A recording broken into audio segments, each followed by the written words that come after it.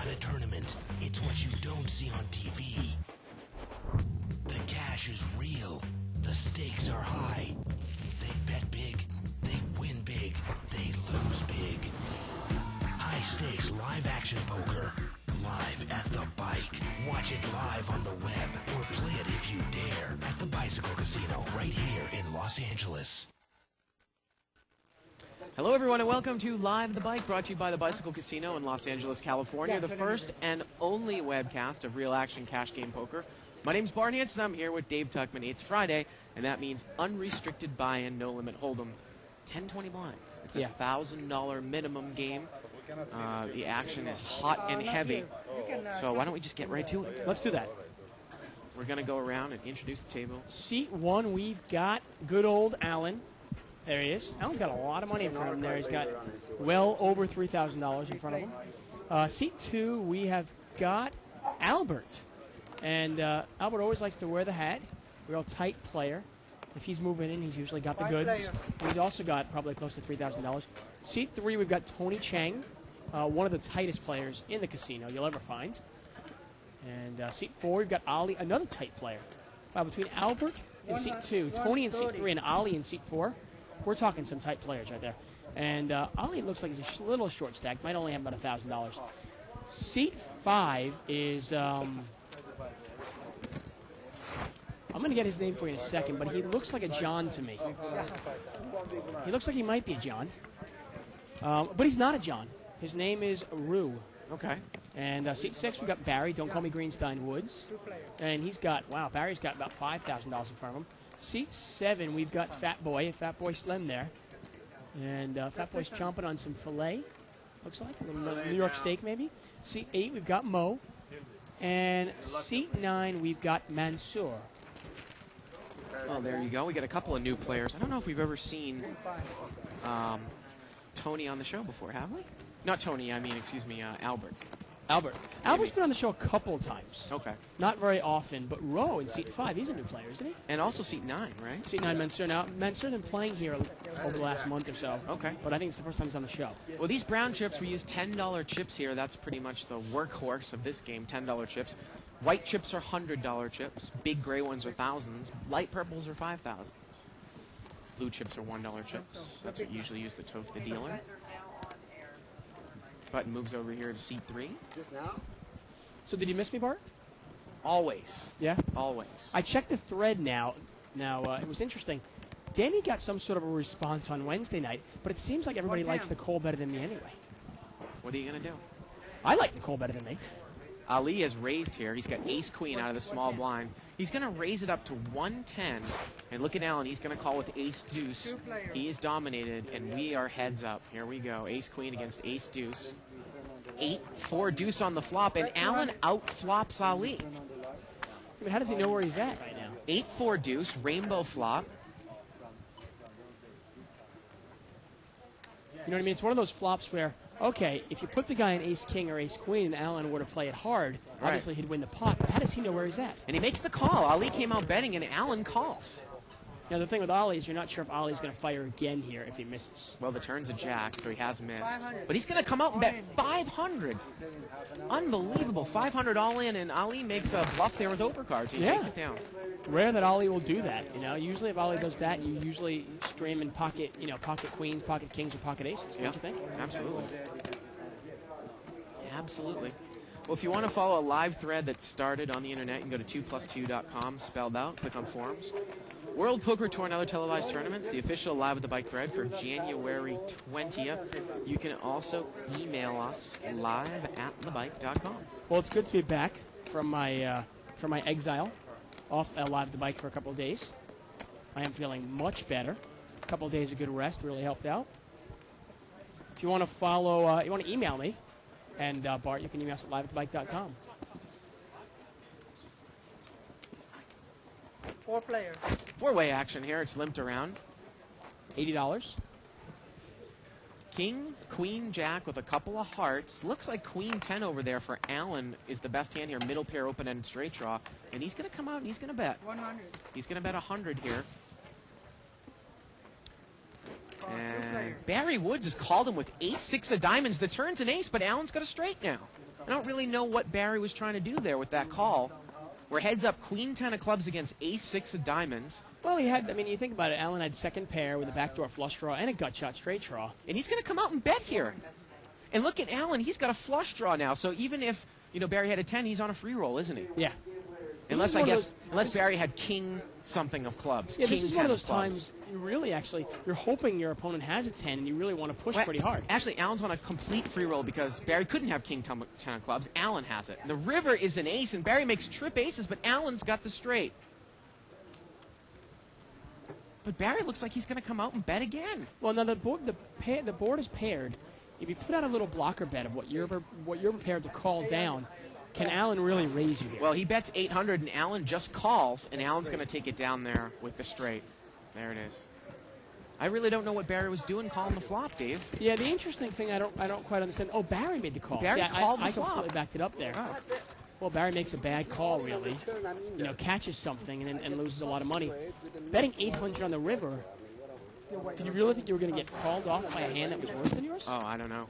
Yeah, that was... But I mean, Allen had a total free roll there. Surprised he didn't make a little bit of a move on the turn, unless he thought that Barry was just bluffing at him.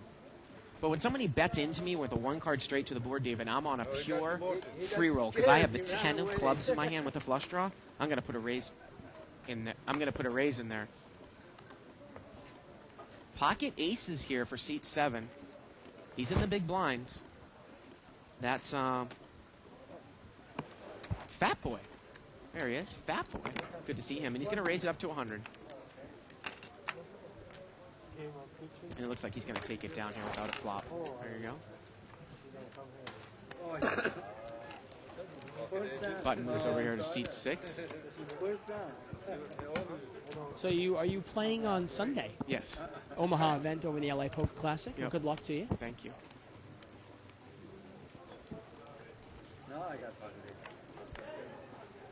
And if I make the final table, you won't see me here on Monday.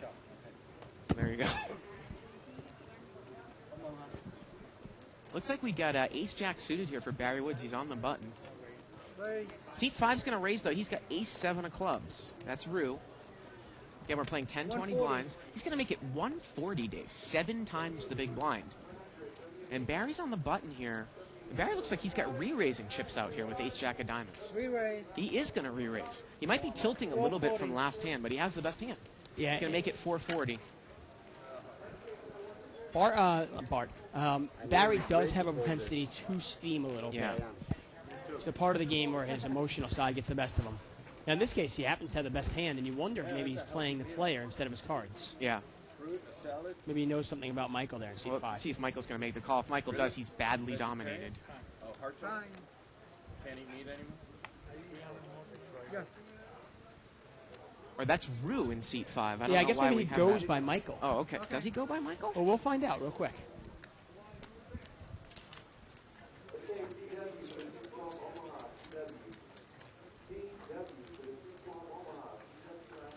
First one correct, huh? I'll be the first one. Yeah. Well, let's see if whoever the guy in seat 5's name is, let's see if he makes the call.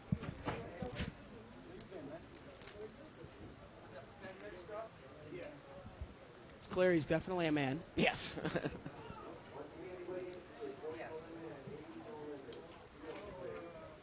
And Michael's really thinking about this. I mean, He's gonna lay it he's only down. got ace-7 out of position. Does he really want to get involved there? Yep.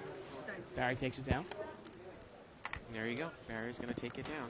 Well, Barry was telling me before the show, Dave, that he's kind of bored sometimes. He's been getting bored with this game. And he's seen, some of these other action players win with these garbage hands, and it makes him want to play some of these garbage hands. Yeah. And I told him that, poker's all about patience, winning poker. Well, that's a real trap that a lot of players that are just starting to become pretty good players fall into. Yep. Because on any given night, now good players are rarely the big winner, right? Yep. But they have to watch other players win with, 3-7 suited and Right. ace rag, and they go, wait, that's it, I'm doing that. Canada, you can do Right. a lot And they start mixing it up, and they find they can't play that way. 4-player. Four-way action here. Jack, 9, deuce. Looks like it's a rainbow flop. The pot was limped around. Looks like Barry has best hand here with second pair, 6-9 offsuit. 70. And he's going to bet 70 here. And we're going to see a call here by Albert with King 10. He's got a gut shot to the queen. And the flop here, wow. Flop again is Jack 9 deuce. Now, I guess maybe he looks at it and goes, well, I got an overcard here. And Plus, I got a C5 is gut going to shot. call. C5 is going to call there. Yeah, and see if I can't get a start. Turn is and a look at king. that. Albert catches his pair. Yeah. And that's might have been the reason why he went for it. He had overcard. You know, he had one overcard. with the Everybody gut shot. checked, and the river's a 6, and Barry makes 2 pair. Unbelievable. And wow, and Albert's going to throw out a little value bet there. Yeah. He's going to throw out a value bet here with King 10, and C5's got 7-10. Yeah, so he he had a was gut shot. chasing for a gut shot to the 8. There Yeah, it is. Didn't get it, obviously. And Barry's got 2 pair. That was So ba- let's see what he's going to do Now, here. does this call for a little value raise here? Or do you maybe put your opponent on queen 10, and are you scared that maybe he has a higher straight? He's going to raise. Oh, I stepped in it. Huh? And is Albert going to pay him off now? And the raise is up to, I think, 400 or 500 here. River King. No, I've only been playing Albert. I've only played with Albert a couple of times, and his premise is he will call off sometimes. But if he really pushes in, he usually has it. But he might lay this down. I mean, he's only got a pair of kings. Yeah. I gotta think kicker. you beat a king, right? Not really sure. Haven't looked lately. Nice. It's a possibility. And he's going to lay it down there, Dave. Barry takes it down. I don't know if I would have raised there in that spot. It's almost like, can you really only get called by a hand that might beat you? And do you want to see a re-raise, like you said? You don't. And the other thing, too, if you're Barry Woods, and I like his game most of the time, we saw him paint Allen off there. Or actually, he was the better with trip aces. But is he good enough to throw 2 pair away there to a re-raise? Yeah, you wonder if you get away from it. Yeah.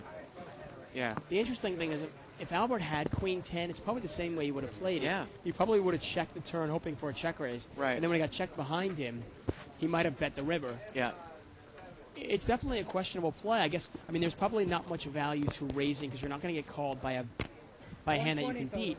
Except that there is value that you don't have to show down your hands.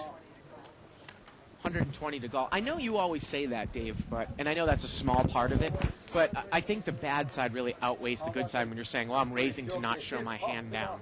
Well, I got the to tell only- you, I'd rather show my hand down and win the hand than raise to not show my hand down and then face a big re-raise on the Right. The only thing I'm gonna throw at you is, if you're only betting the river when you've got a monster or a nut or the nuts, and you're basically checking down your somewhat marginal hands, and marginal, I'm saying up to 2 pair or better even, Yeah, or when you're bluffing, well, won't it be easier for opponents to call you down in the river? right.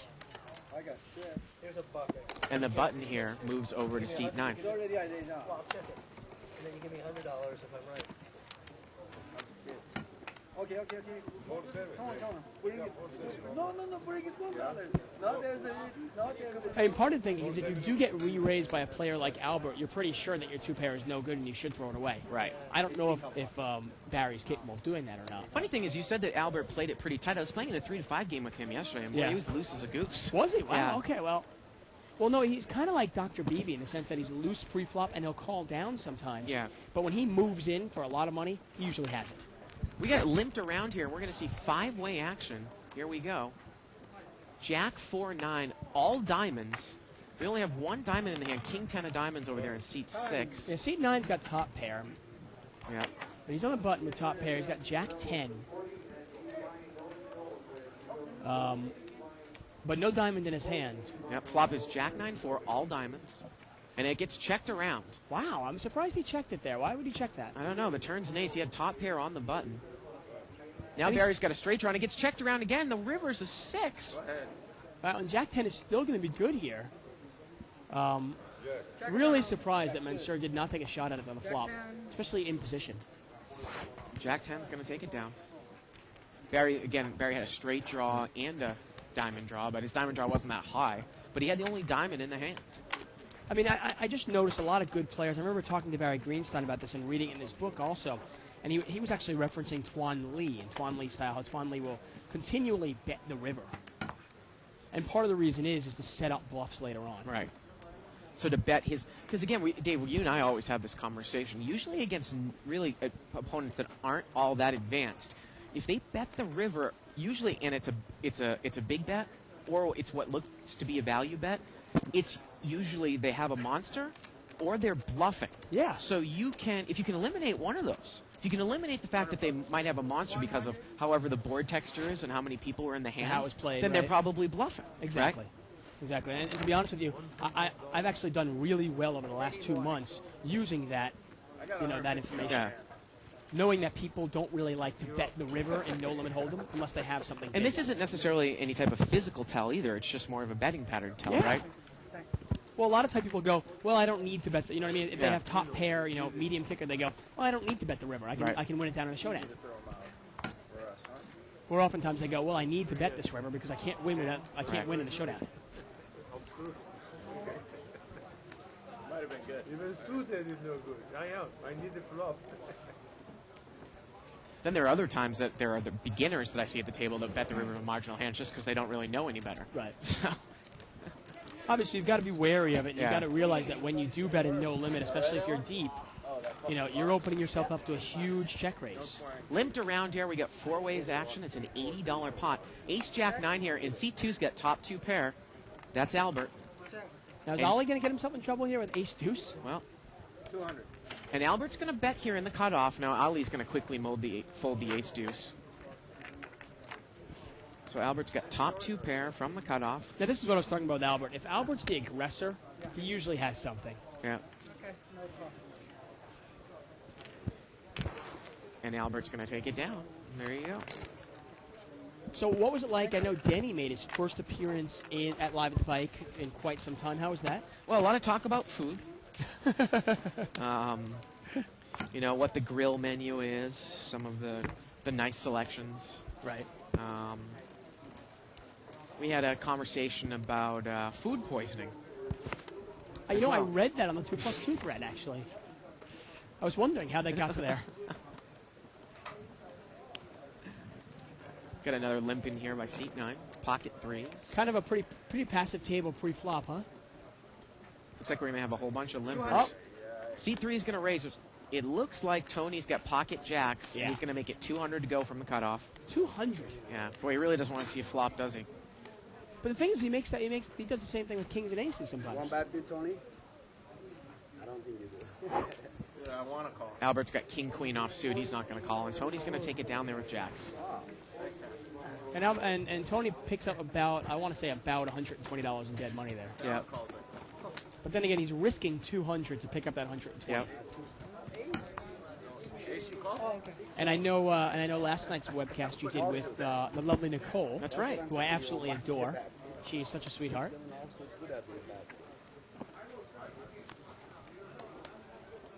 Yeah, she's And adorable. Yeah, and a no-limit player in her own right. Yes. Yes, she is. Ace king offsuit here for seat 5. That's Rue or Michael. Good. How are you? Rue. Okay. And he's going to raise. Yesterday? 200 total. He's going to make. He makes it 200. Yeah, he's going to make it 200 to go. I mean, it's funny. Sometimes you sit at a table and you try to find out what the de facto raise is for everybody. Okay, we're all raising it to 120. This table seems like it's 200. Wow, Tony's going to call with king queen offsuit, Dave. What? Unbelievable. And he is dominated here. He calls 200 with. Oh, And look at man. this. He spikes a queen. He's got top pair, queen 9-8. Tony checks. I mean, I got to assume that Rue has some sort of a reputation because the way the players are playing against it, right? Yeah, he's going to I'm bet. not familiar with him. He's but- going to bet 200. What if Rue had aces or ace queen here? And Tony's going to make the check call here.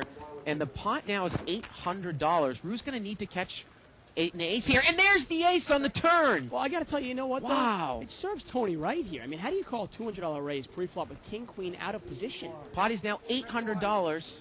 And he is going to bet 400, half the size of the pot. It's a $1,200 pot now, 400 to call. And Tony's got 2 outs and 2 outs only. No, I'm sorry. No, yeah, that's Yeah, 2 2 outs. He's sharing his kicker. That's it. He needs to catch a king. queen. Oh, yeah, another queen. Sorry. Queen and a queen only. I have fun. Looks like all the other queens are live, though, from what I've seen that was Yeah, one of discarded the- pre-flop. One of the 2 remaining black queens. I just don't like the way Tony's played this. I mean, he calls $200 pre-flop, right? Then he checks and calls the flop, and then he checks the turn. You know, he has no idea where he's at here. You know, does Roe have pocket jacks, pocket tens, pocket nines? Who knows what this guy has?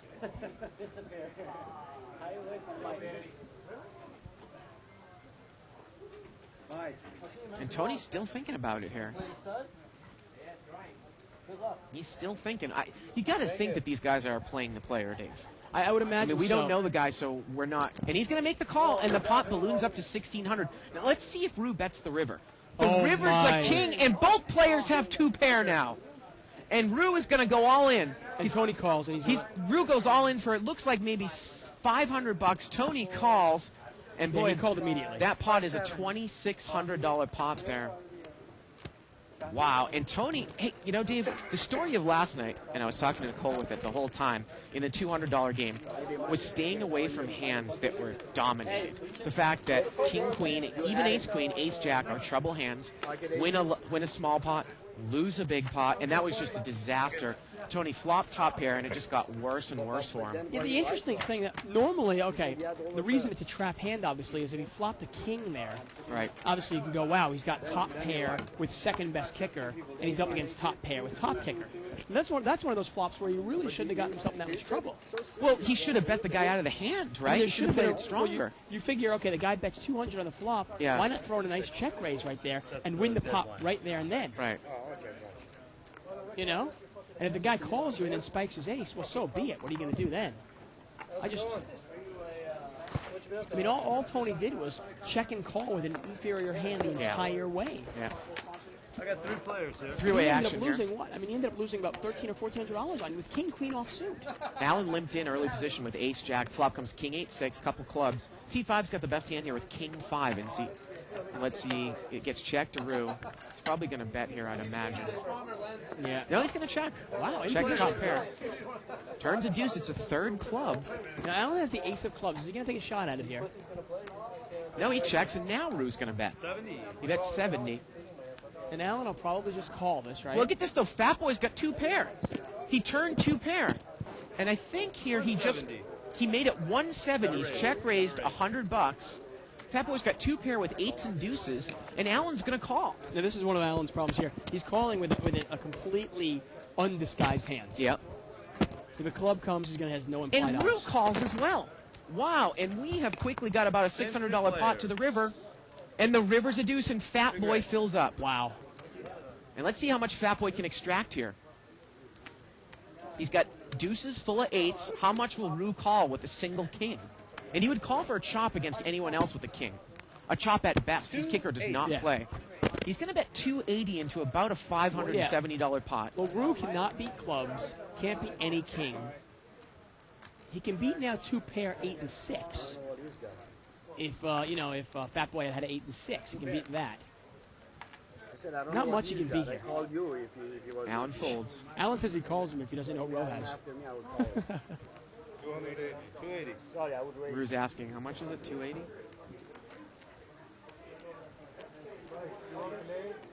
Now, obviously, this game has been going on for a little while, and you wonder if these players, obviously they want to play with Rue. There's a good look at Fat Boy there. He looks pretty comfortable, doesn't he? Yep. Nothing like a big blind special here. Full house. 2's full of 8s. Go ahead.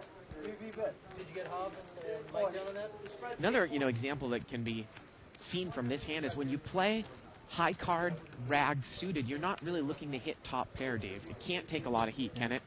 And he's going to make the call, and Fat Boy's going to take it down there with a full house, about a $1,000 pot, a little over $1,000. Yeah, and Rue actually lost this pot on the flop. If he bets the flop, he probably wins it right there and then. Yeah, I think you're right. Maybe Allen calls, because Allen likes to call with overcards. Right. But I don't think Fat Boy calls a pair of 8s with deuce kicker. Yeah. But Kathy Liebert actually pointed out Rue kind of gave the pot away and then still paid him off. Right. Played it a little bit passively, and he didn't finish it off. We got our first email tonight here by Timothy Sadowitz. He says, what do you guys think about eating at the table? I think it slows the game down and can be rude at sometimes. Why don't the players just take their break and eat their food? What do you think, Dave? And that's from Tim in Milwaukee. It probably does slow the game down a little bit. I agree with him in that sense. The problem is a lot of these players are playing for 6, 8, 10, even 14-hour sessions.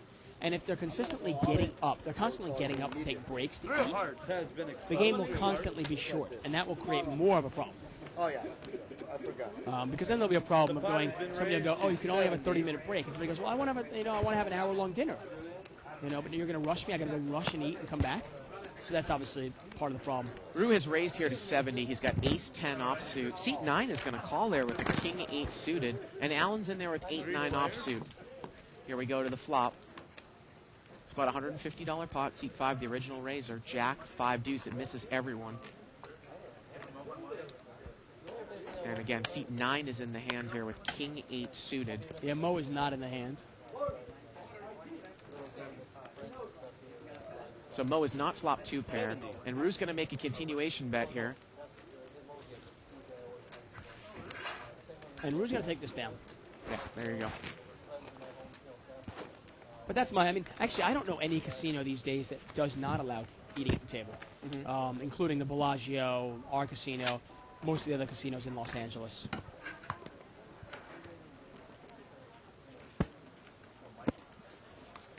You just kind of hope that the players are courteous and try to keep the game going. Right, right. Well, they have that third man walking rule in some places. In Vegas, I think, where we don't have it here. We got a couple big hands here. Pocket queens for Allen, an ace-king offsuit for Mo in the big blind. Or, excuse me, on the button, and you know Mo's going to raise it from the button. That's been raised. But look at Barry. He's going to come in for a raise with Jack-10 of diamonds. Mo's probably... Let's see if Mo's just going to call with the ace-king. We wanted to see if he was going to re-raise, and then Allen, what he would have done with queens. Well, what's Allen going to do now here with queens? He's going to re-raise. Raised by Barry, a call. And how often does Allen show strength pre-flop? Yeah. There's no way Allen makes this play with ace-king or ace-queen. I mean, he's pretty much telling you he has jacks or higher, right? Yeah. Okay.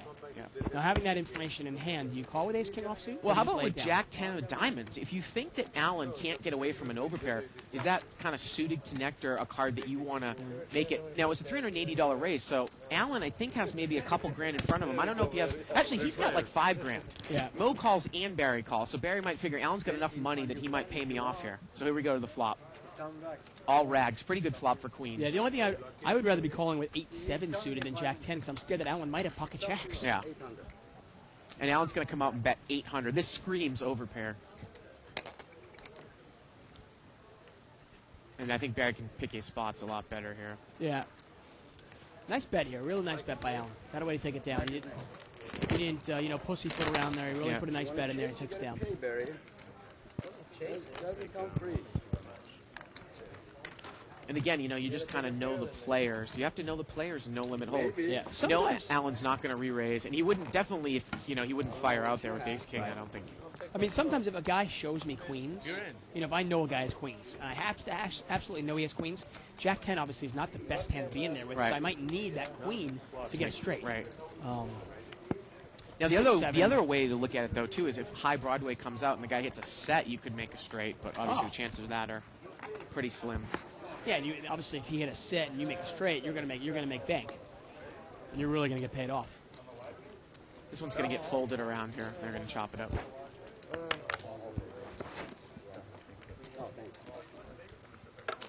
Yeah, Tony really got himself in trouble with that king-queen hand. I'm so really surprised he played it that way, in that manner.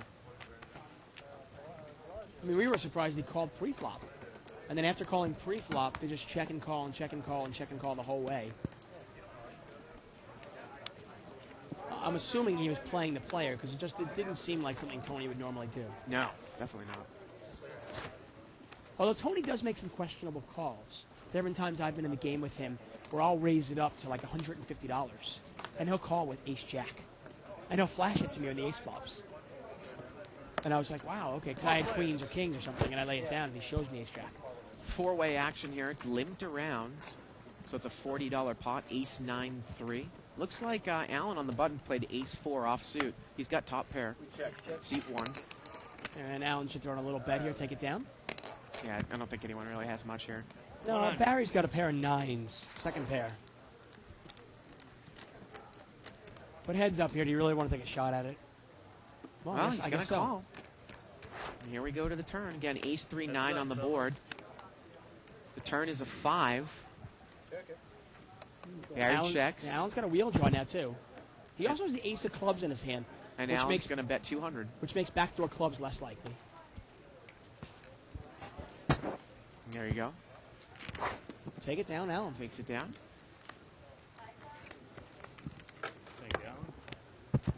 Once again, we are live at the bike. I'm David Tuckman here at Bart Hansen. You're watching No Limit Hold'em. Blinds are 10 and 20.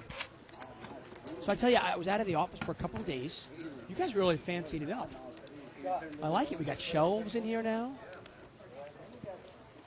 Obviously, nobody at home could see our office completely, our production room here, but it was kind of cluttered and small.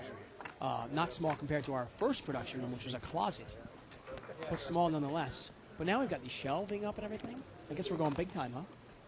Yeah, shelving. Ace Queen here for Fat Boy. He's going to bring it in for 110 out of seat 7, early position. Yeah.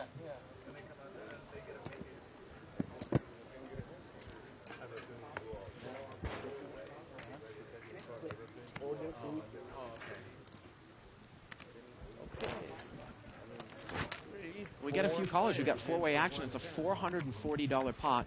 Fat Boy pre-flop raiser with Ace Queen. Here we go. 995, and Tony flops bottom fill here, but Dave, no one has anything to pay him off with. Fat Boy's going to make a continuation bet. He bets 230 here. Tony's checked bottom full from up front, and he's just going to smooth call. And Fat Boy knows that Tony's got to have something now. Here we go to the turn. Turns a 4. Fat Boy's now drawing dead. Yeah, it's Tony now. I mean, it's one of those times you got to go ahead and go, man, there's a good chance I'm drawing dead here. Fat Boy's asking him how much he has left. Tony checks. Yeah, and Fat Boy's going to take the card. River's a 5, and Tony makes quad 5s. This is the type of dream board that you have here. And oftentimes, Tony will check monsters on the river, but I think this hand calls for a bet because Fat Boy maybe calls him with an ace. I can't believe he did, though. I can't believe he called him with the ace. I was going to say, against a normal opponent who doesn't know Tony, you really need to bet that on a double-paired board so you can get called by an ace. But, Dave, that's a dream board. See, if you think the guy has a 9, it's an unbelievable board, right? Yeah, no, of course. You definitely you have to bet it, but I'm just really surprised. Fat Boy called so quickly. I think if Fat Boy thought about it for a second, does Tony bet 500 on the river there? Does he bluff that? You wonder. Interesting email here from Dave Jones. He says, you keep saying it's a bad thing to raise in position only with either a very good hand or a bluff. And then last thing he says here, he goes, you know, of course, and he talks about, he says that's what game theory calls for. You just have to bluff with the right frequency.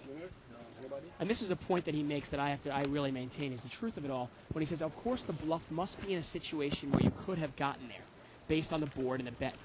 And that's where I think a lot of people make the mistakes, is they'll bluff the river when it makes no sense that they have a monster or a really, really strong hand. Right. And that's when you go, well, they wouldn't bet their marginal hand in the river, so they must be bluffing because they can't have this. Limped around here. No one has anything. Ace high is good here if it goes to showdown.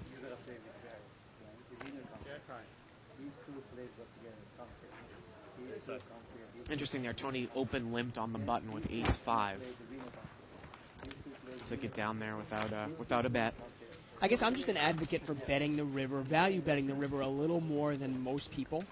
And one of the reasons being is if you value bet a little more often than, say, the book calls for or in conventional wisdom might call for, I think your bluffs, I think, first of all, you'll get paid off more often. And I also think your bluffs will work more often if people are paying attention.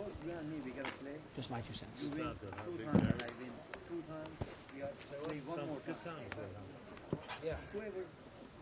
So is it double fist night tonight? Isn't there something else to talk about? Limped around her. 5-way action. 5 players. 5 players. Here we go. It's a $100 pot. Jack 6 deuce rainbow. Looks like we get Jack 9 over there for Alan. Boy, he's on fire.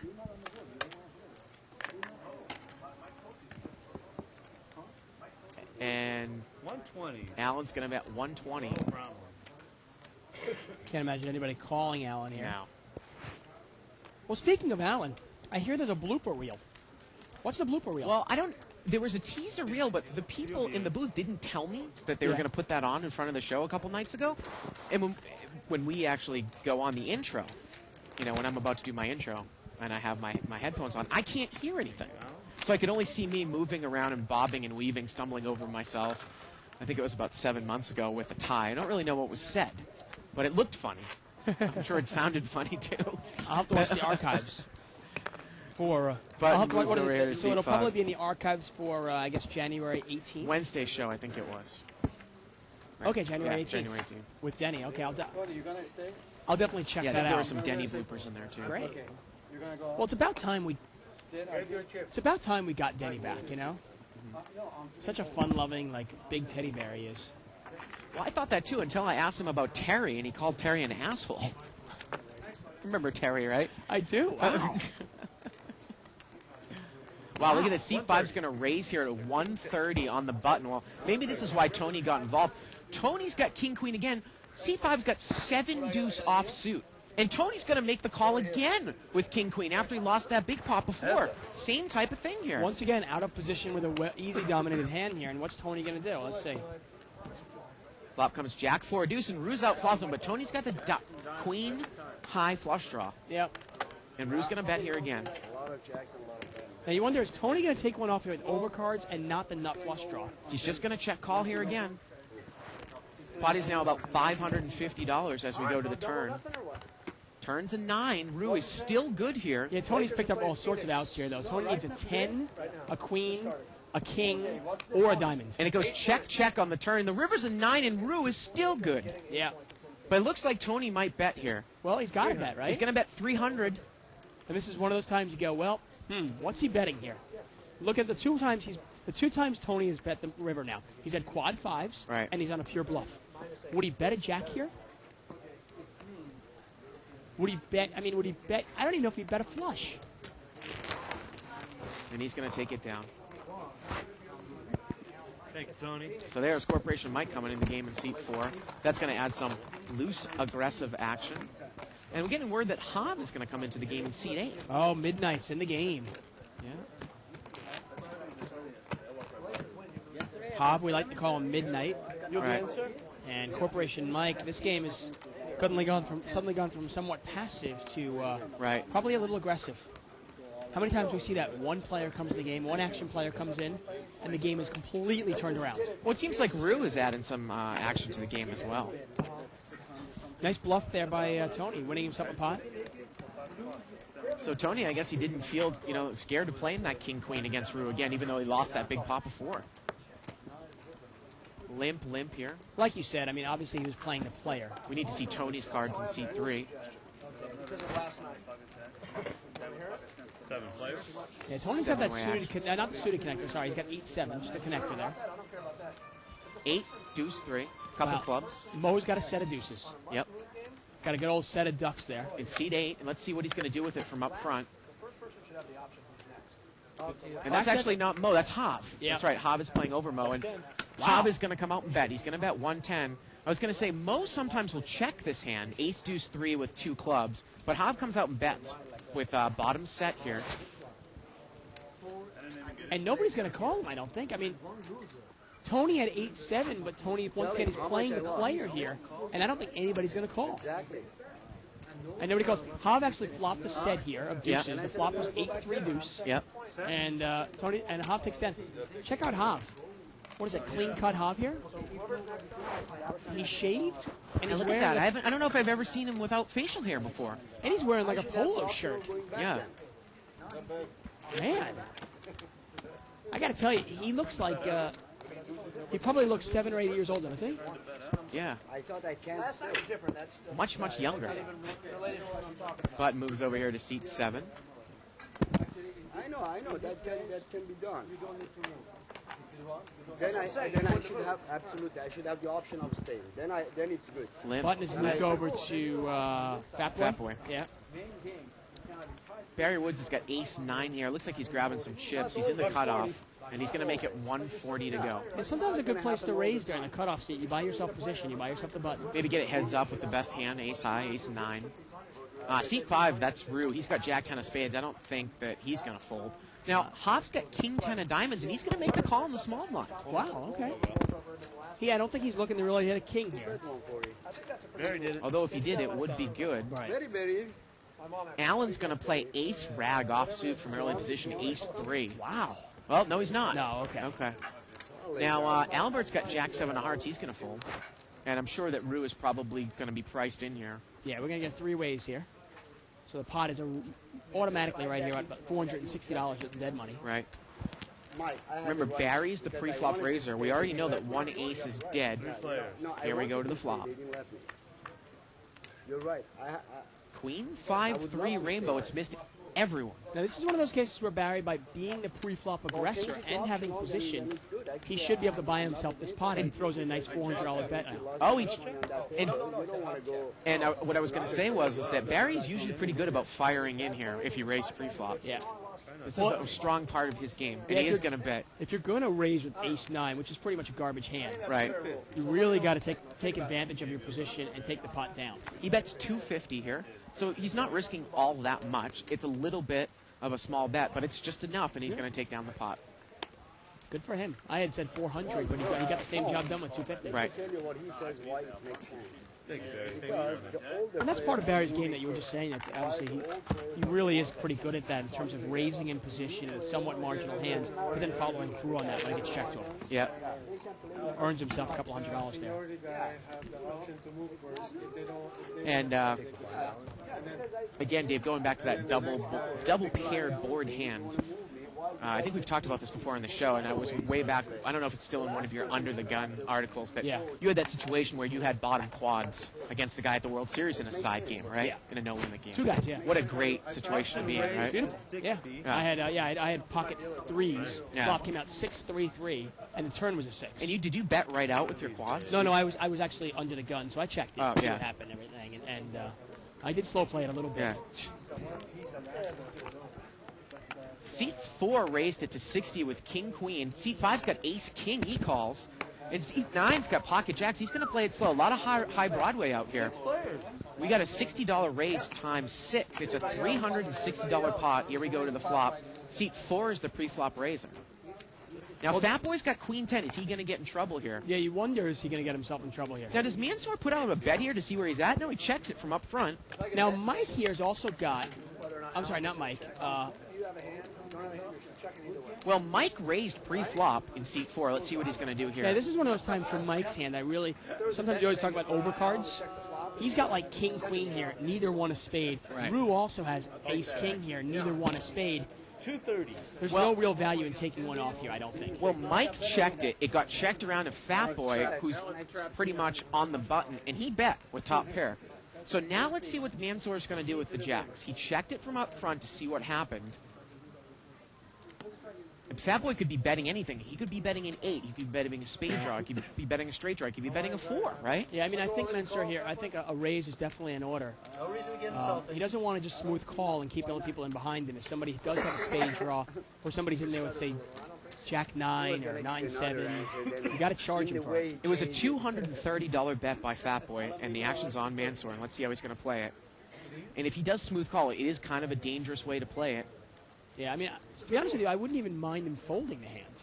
Really, at this point? Well, you never know. I'm saying if you choose to play Jack so slowly, yeah, and you're basically setting, I'm getting a set or I'm folding. Okay, hey, I think calling is probably the worst thing to do, though. I don't want to call and leave people in there. I tend to agree with you, but I definitely think a raise is in order here. But I know what you mean. You might be scared that someone's slow playing a monster from out back, and he is going to raise. Yeah.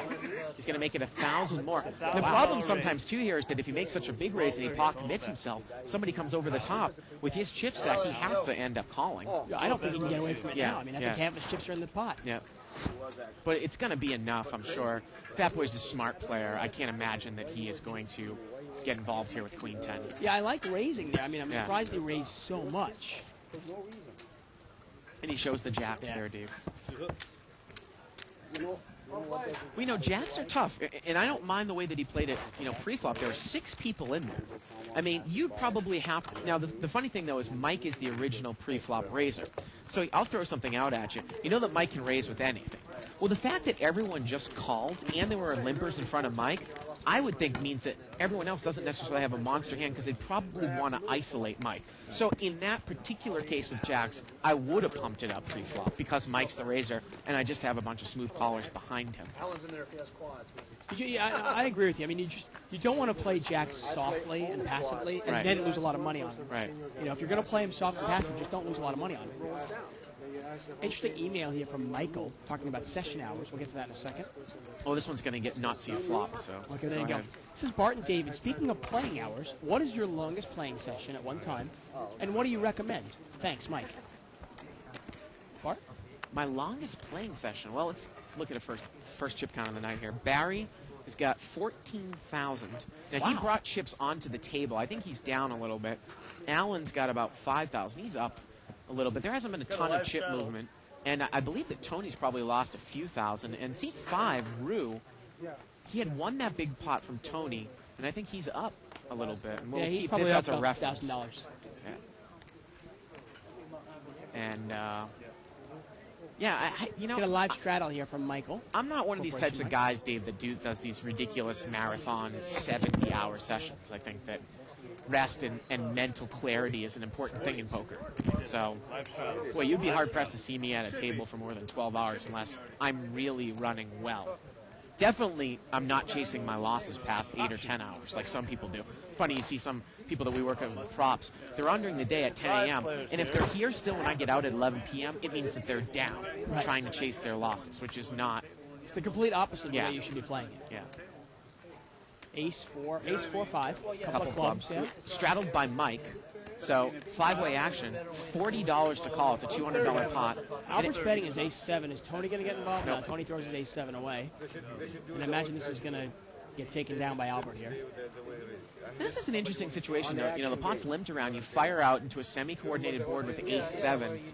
A lot of people say, boy, you know, you should check that from up front. If you get called, you really can't take any heat for the remainder of the hand, can you? No, of course not. But in that instance, he threw in about a $100 bet to win what was about a $240 pot. Yeah. So he's getting more than 2-1 on his money. Why not take a shot at it with his ace? Yeah. Button moves over here to C2. I had an email here in between shows by somebody. I don't know if the guy's listening now. But he said, what exactly is a straddle? This was from Mike Derlother. He says, I'm learning the game, and I don't know all of the lingo. Well, a straddle is the under-the-gun person puts up double the size of the big blind, and you have to call that much. So it's almost like a $40 big blind, and that straddler will then have the option to raise or check if it comes back to them. So it's almost like a second big blind, making the game bigger. Really is used to induce action. Now, if you're short-handed, you can really use it as a strategic tool. In a big game, it's really just to get a little more action in the game. 5-way action here. 2 players have aces again. Same 2, actually. Tony and Albert. Albert's on the button this time. Tony's from up front with Ace 7. And Tony decides to check his ace from up front. And when Albert bets it, what is Tony going to do? Well, this is a little different situation because, again, you know, Albert might be betting with anything. Because the board's got 2 suits on it and the fact that it's paired, if I'm up front, I probably do what Tony just did. I don't get involved with it. That's the right way. And that's sometimes why you want to bet it right out. I mean, there's obviously 2 schools of thought there. Yeah. From the last should be the force. If you have to force someone, should be from the last. Absolutely. I agree. He just got there. Doesn't matter. Button moves over here to C3. See an interesting email there. Is it true that Barry Woods is part owner of the Bicycle Casino? Not to my knowledge. Not to my knowledge. It's just reverse. It's just reverse. It's just same thing with the last one. That's what you call optional. Limp, open limp here by Albert in the cutoff with pocket 4s. Mike completes with 10-4 suited. And 1 limper and the blinds. All diamonds, king 6 ace. I think Mike just folded 10-4 spades. Open. Yeah, it's a pretty ugly flop for everybody here. And I think they just said check it down, Albert and Rue. And it looks like pocket 4s are good here. Yeah, pocket 4s. I think that's more fair. In my opinion, that's fair. If there you go. You have to force someone, should be the one. It's funny, you know, sometimes you see people check it down, not necessarily that they're not playing against each other, but in that case, they just, neither one of them feel confident about their hand. Either one of them want to bet. You almost see that in limits sometimes, too, pre-flop. I'll see a guy raise and re-raise, and they'll be like, oh, you want to check the board down? Right. You know? Button moves over here to Corporation Mike. Ace king here for Fat Boy. He's going to limp in under the gun in seat 7. Hav limps in with the king 8 suited. It's interesting you said that Hav kind of was playing, he's been running a little bad, and you said he can attribute that to playing too many hands, right? That's what he said. Yeah.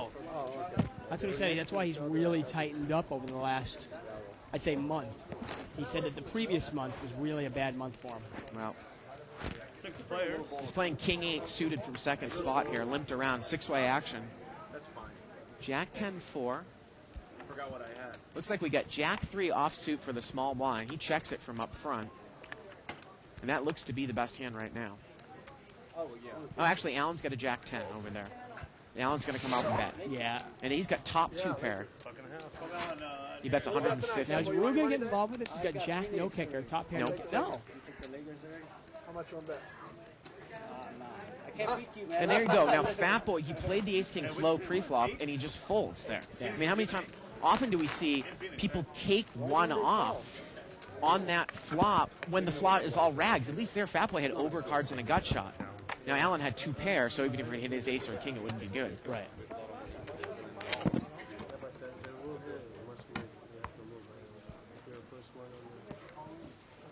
Button moves over here to seat 5.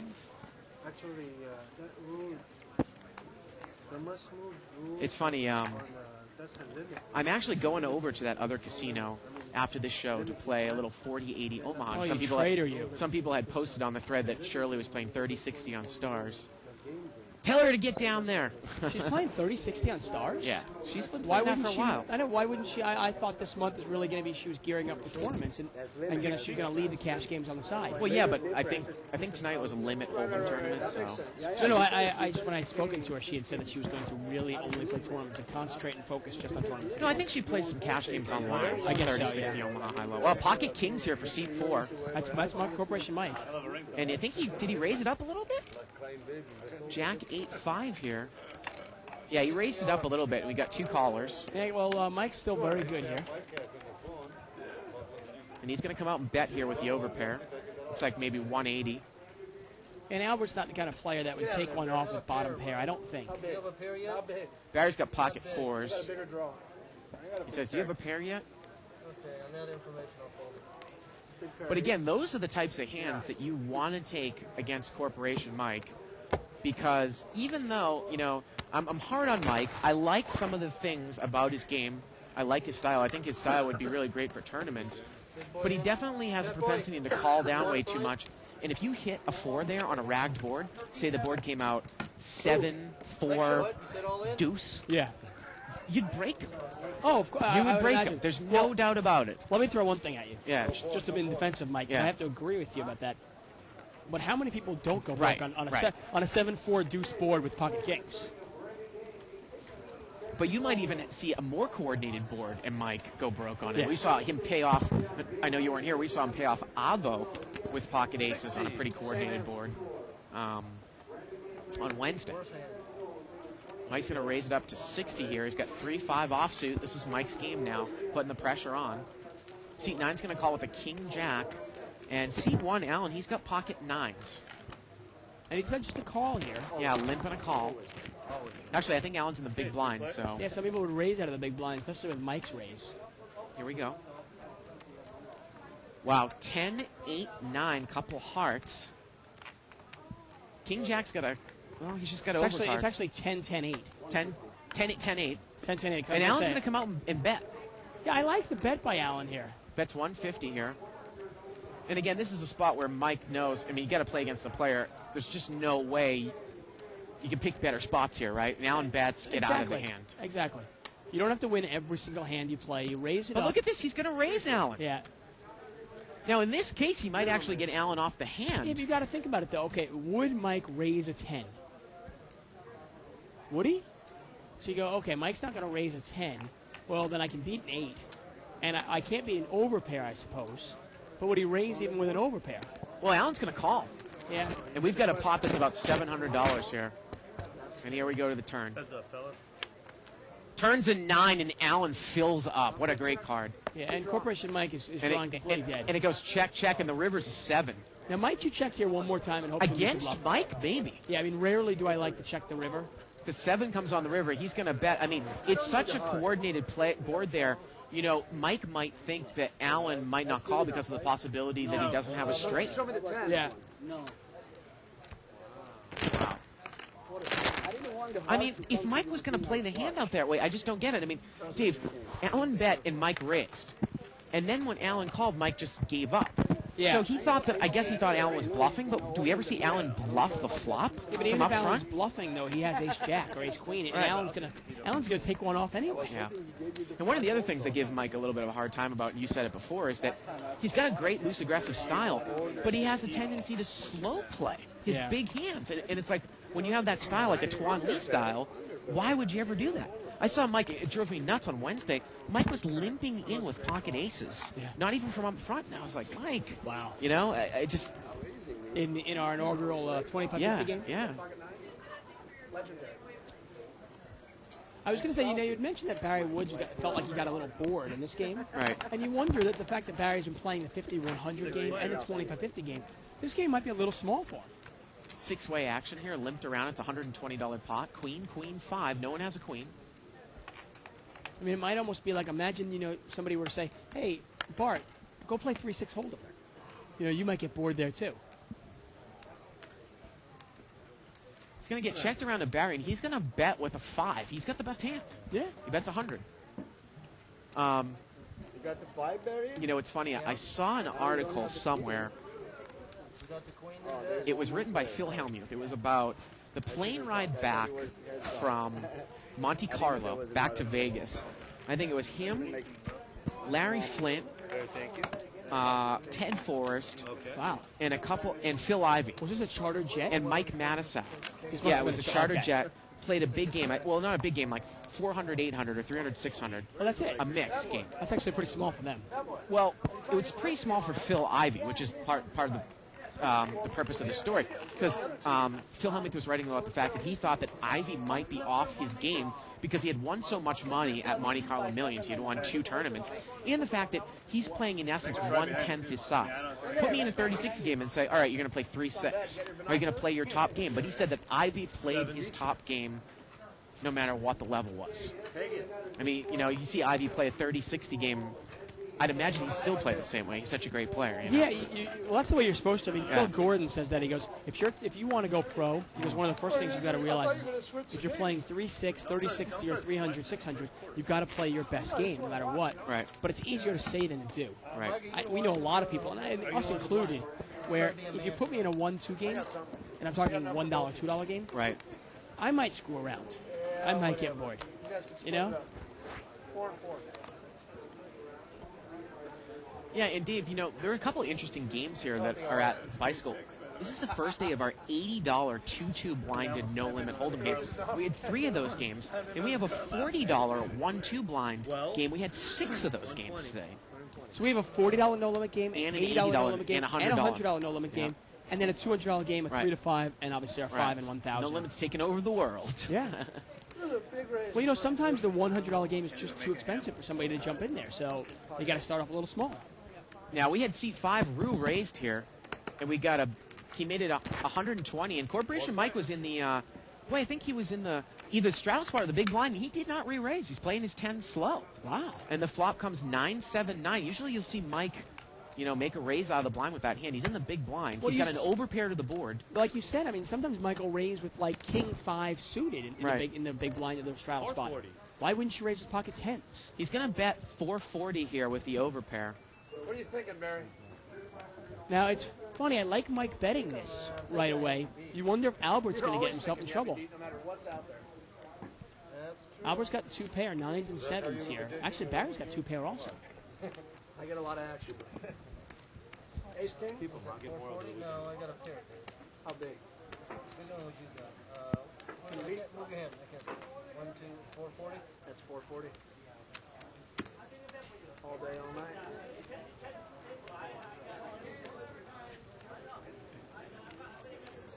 I think you're thinking about calling me with pocket 5s. So Barry's still thinking here. You're sick, man.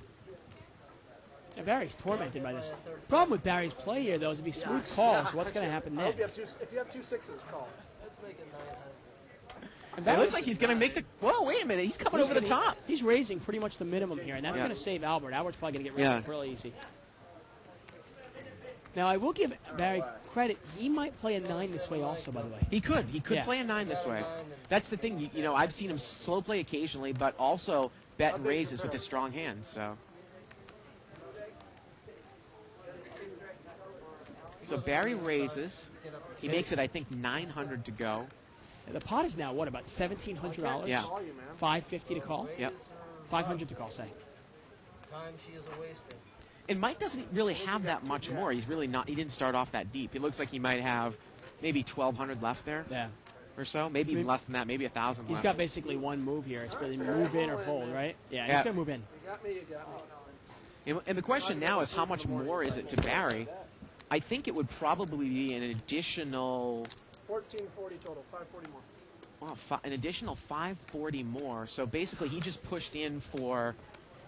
Boy, he basically pushed in for another 500. So the pot is maybe You have to think 2,300, about it, I right? got you beat. 500 to call? Well, what did we say the pot was before? 17. 17. So he makes the call and then he adds 500. It's about a $2,700 pot, 500 to call. Now, this is one of those times, okay, you're getting 5 to 1, Give away my Yeah. hand, because they're both the same. but if you put your opponent on a bigger pair than you, or a 9, or even a 7, I'll give you a nickel if you man, I mean, you're not going to hit your set 5 at a time, Yeah. Not with two cards to come. 1 out of 5 times to make this worthwhile. Unless you think Mike is on a stone cold bluff and Barry's going to fold it. Yeah, it's a correct The other thing, fold. too, is that if Mike's on a stone cold bluff, he's got overcards to your 3. Oh, he's You could also be screwed if the 7 pairs, right? Yeah, I mean, or the any only- other turn card pairs. I mean, I'm thinking there, the only thing you can hope is that Mike maybe has 10-8, and he's open-ended, but even if he's open-ended there, He's still a favorite, right? Yeah, with two you- cards to come. I think because of the pot size, Right. you have to call. Right, right. Ace king, huh? But like you say, you've got to put somebody in a range of hands, Yeah. and maybe 1 out of 5 times or 1 out of 6 times he has 10-8, and the other times you're drawing on slim to none. I did. Yeah. We did. You know why it's easy? Because you're my bitch, Barry. Yeah, recall you leaving the table. Butt moves over here to seat 2. Only when you suck out. You would have sucked out a 5. I gotta tell you, sometimes I know you haven't done it in quite a while. If you take one day away from Live at the Bike, I almost feel like I completely missed like 2 months. Really? You In a missed weird out. way. Huh? That Yeah. was amazing. I was up Wow, pocket aces over here for Hob, seat 8. He's going to make it 100 to go. So 5 times the blind. Albert's got a trouble hand, King Jack offsuit, and to Hobbs raise. I don't necessarily know if I'm going to get involved. Yeah, He not with folds. hob racing. You Yep. gotta play the player. He's got a hurt ankle. And I don't think anybody's gonna call this. Nope. Doesn't look like it.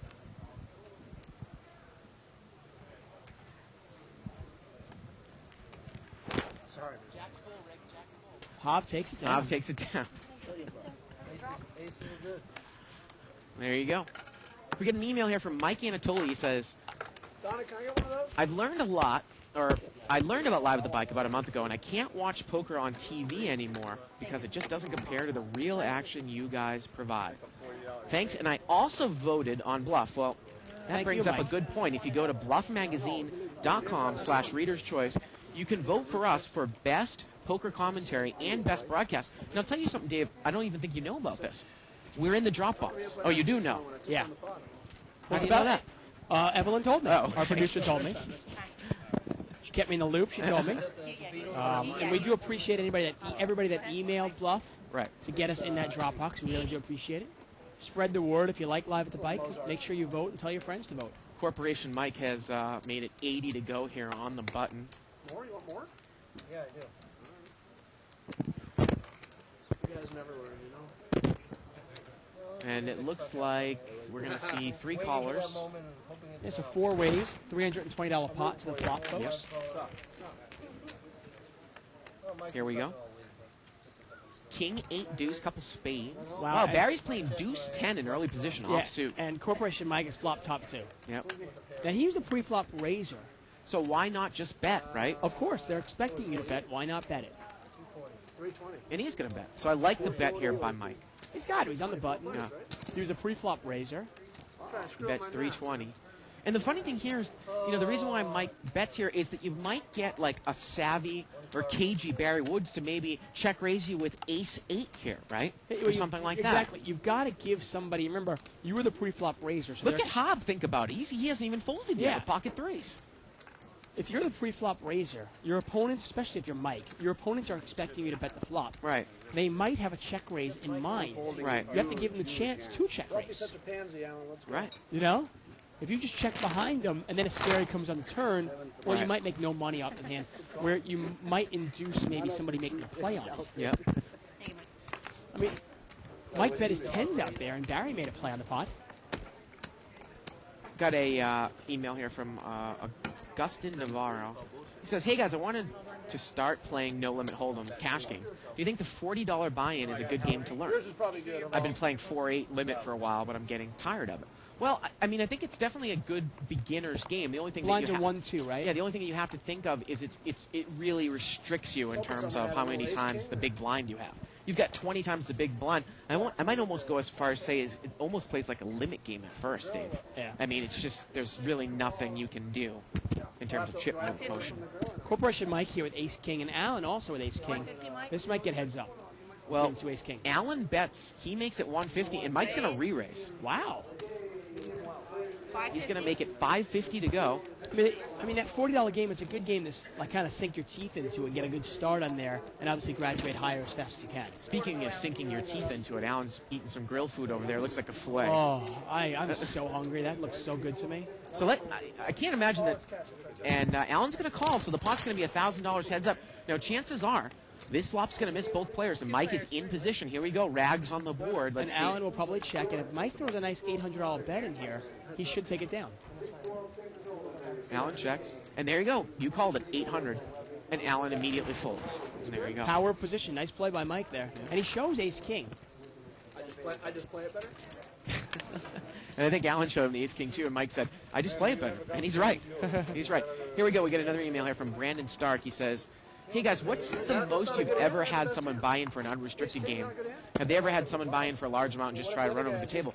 Well, way back in the day, Dave, I think it was back in February or March, Greg Raymer bought in for over 40,000 in our 5-10 game, which at that time was the biggest game that we spread.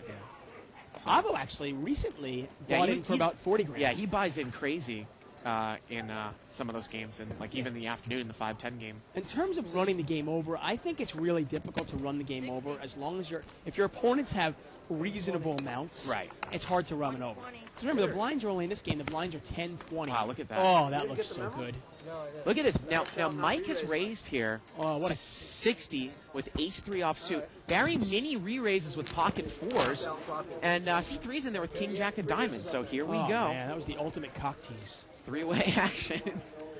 5-7-8. Barry's good here with pocket 4s. What else are you looking for with this type of board? We're waiting for you to fire so we can raise you. He's going to bet 400 here. I can call. Once again, using his position here. Tony Oh, folds, you bitch. I'll give you half back.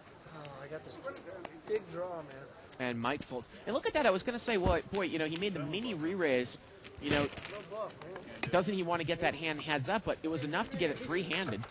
And just by mini re-raising, it gives him control of the hand. He has the betting lead, and he just bets, and he actually had the best hand, and he took it down. Right. And there you go. Oftentimes, if you have the betting lead and you have position, you don't really need to hit the flop. All you need to do is you need your opponents to miss the flop. Right. What'd you have that other hand against me, Barry? Button moves over here to seat number 7. Yeah, but in terms Fat of like Boy. running the game over, you know what I mean? If I've got $5,000 or $4,000 in this game, I don't really care if you have 20 grand. Yeah. You know, I mean, hey, if you want to try to run me over and double me up a couple times, I'm okay with that. You're a liar. 80. Really? $80 raise here by seat 4. And here Unlike a tournament, remember in a tournament, chip mounts are obviously a lot more important. You've got to get all the chips. Well, I've never had this conversation with Mike, but that's why I think if he started playing no limit hold'em tournaments, I think he could be a real force. Yeah, I agree. Absolute force. Three-way action here. He's got that mentality Yeah. really to play, be a dominant Yeah. force in no limit tournaments. Queen 10-5 here.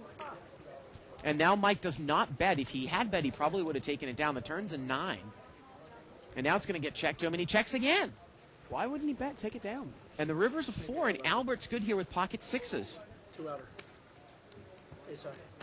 And Mike just gave up on the hand. Yeah.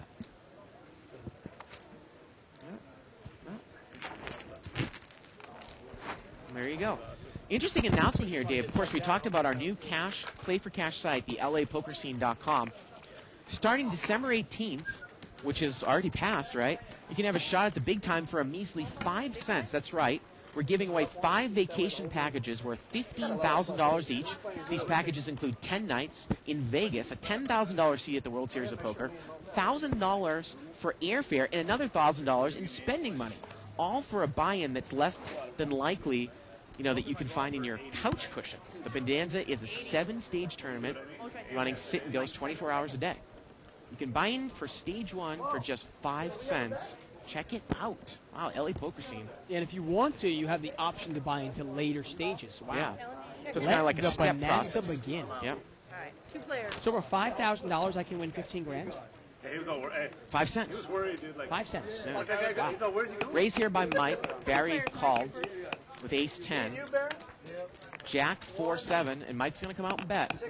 He's going to bet 60. Okay, fair enough. And look at this. Barry is going to call a $160 bet, and the pot ballooned up to about, almost about $500. Neither player has anything. The turn's a 6, Well, Corporation Mike has picked up a draw. and he bets again.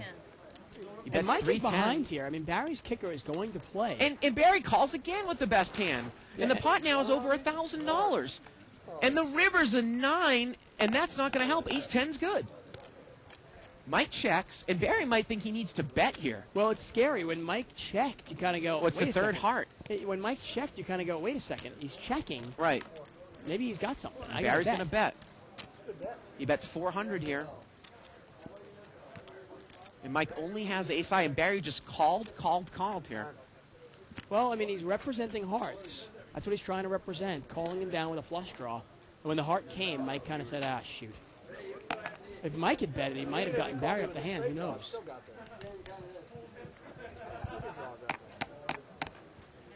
So let's see what Mike is going to do. We've actually seen Mike call down hands with ace high, but in this case he's going to lose if he makes the call. Yeah, obviously the best 5 cards play, so they both have ace, jack, 9, 7. Barry's got a 10, and Corporation Mike's got an 8, and he's going to win the hand. Barry takes it down. Barry loves to play against Corporation Mike in position. Yeah, Barry didn't need to bet the river, but And the funny thing is that Barry's usually in seat 6 and Mike is usually in seat 4. So Barry usually has position on Mike. right. It's funny how a lot of these players have their favorite seats. I know you and I, we have our more of, I'd rather be behind certain players or in front of certain players. Right. I don't really care which seat number it is. Swear on your wife? Button moves over here to seat number 1. And Mike's going to straddle. Straddle, that's Mike, okay. Barry says, it's Mike, I'm going to call. He's got ace rag offsuit. I had ace 10 the last game. He's telling the truth. Hobbs got an ace jack, The last 10. 240. and he's going to make it 240 to go. No hearts. Just ace high? Yeah, basically, yeah. No. Pretty much so. 2 to go. Mike's got a gap suited connector over there in seat 4, 8-10 of spades. Oh. Playing the player there, he's not going to play. The funny thing is, ace 10 was good. I laid down ace 8. Thought it might be good. And they're talking about that hand there, Dave, and both of them telling the Is truth. this what you laid down? Barry shows him Exactly. ace 8 this time. Barry said, I had ace 10. Mike said, I had ace 8. So the ace 10 was good. You swore on your wife that ace 10? They're not lying. I had pocket 10s again. Button moves over here to seat number 2. I'll tell you some exciting stuff going on at the LA Poker Scene. We've got that $200,000 free roll that you can get into, which is July 1st. We're giving away $15,000 World Series Straight out there, packages. 1 card straight. No, not that last hand. Man. When I put you all in. A lot of stuff going on. Just go click on the, if you go to liveatthebike.com, you can click on the right side, you can click on the LA Poker Scene banner. Check it out. Looks like an up-and-coming poker site.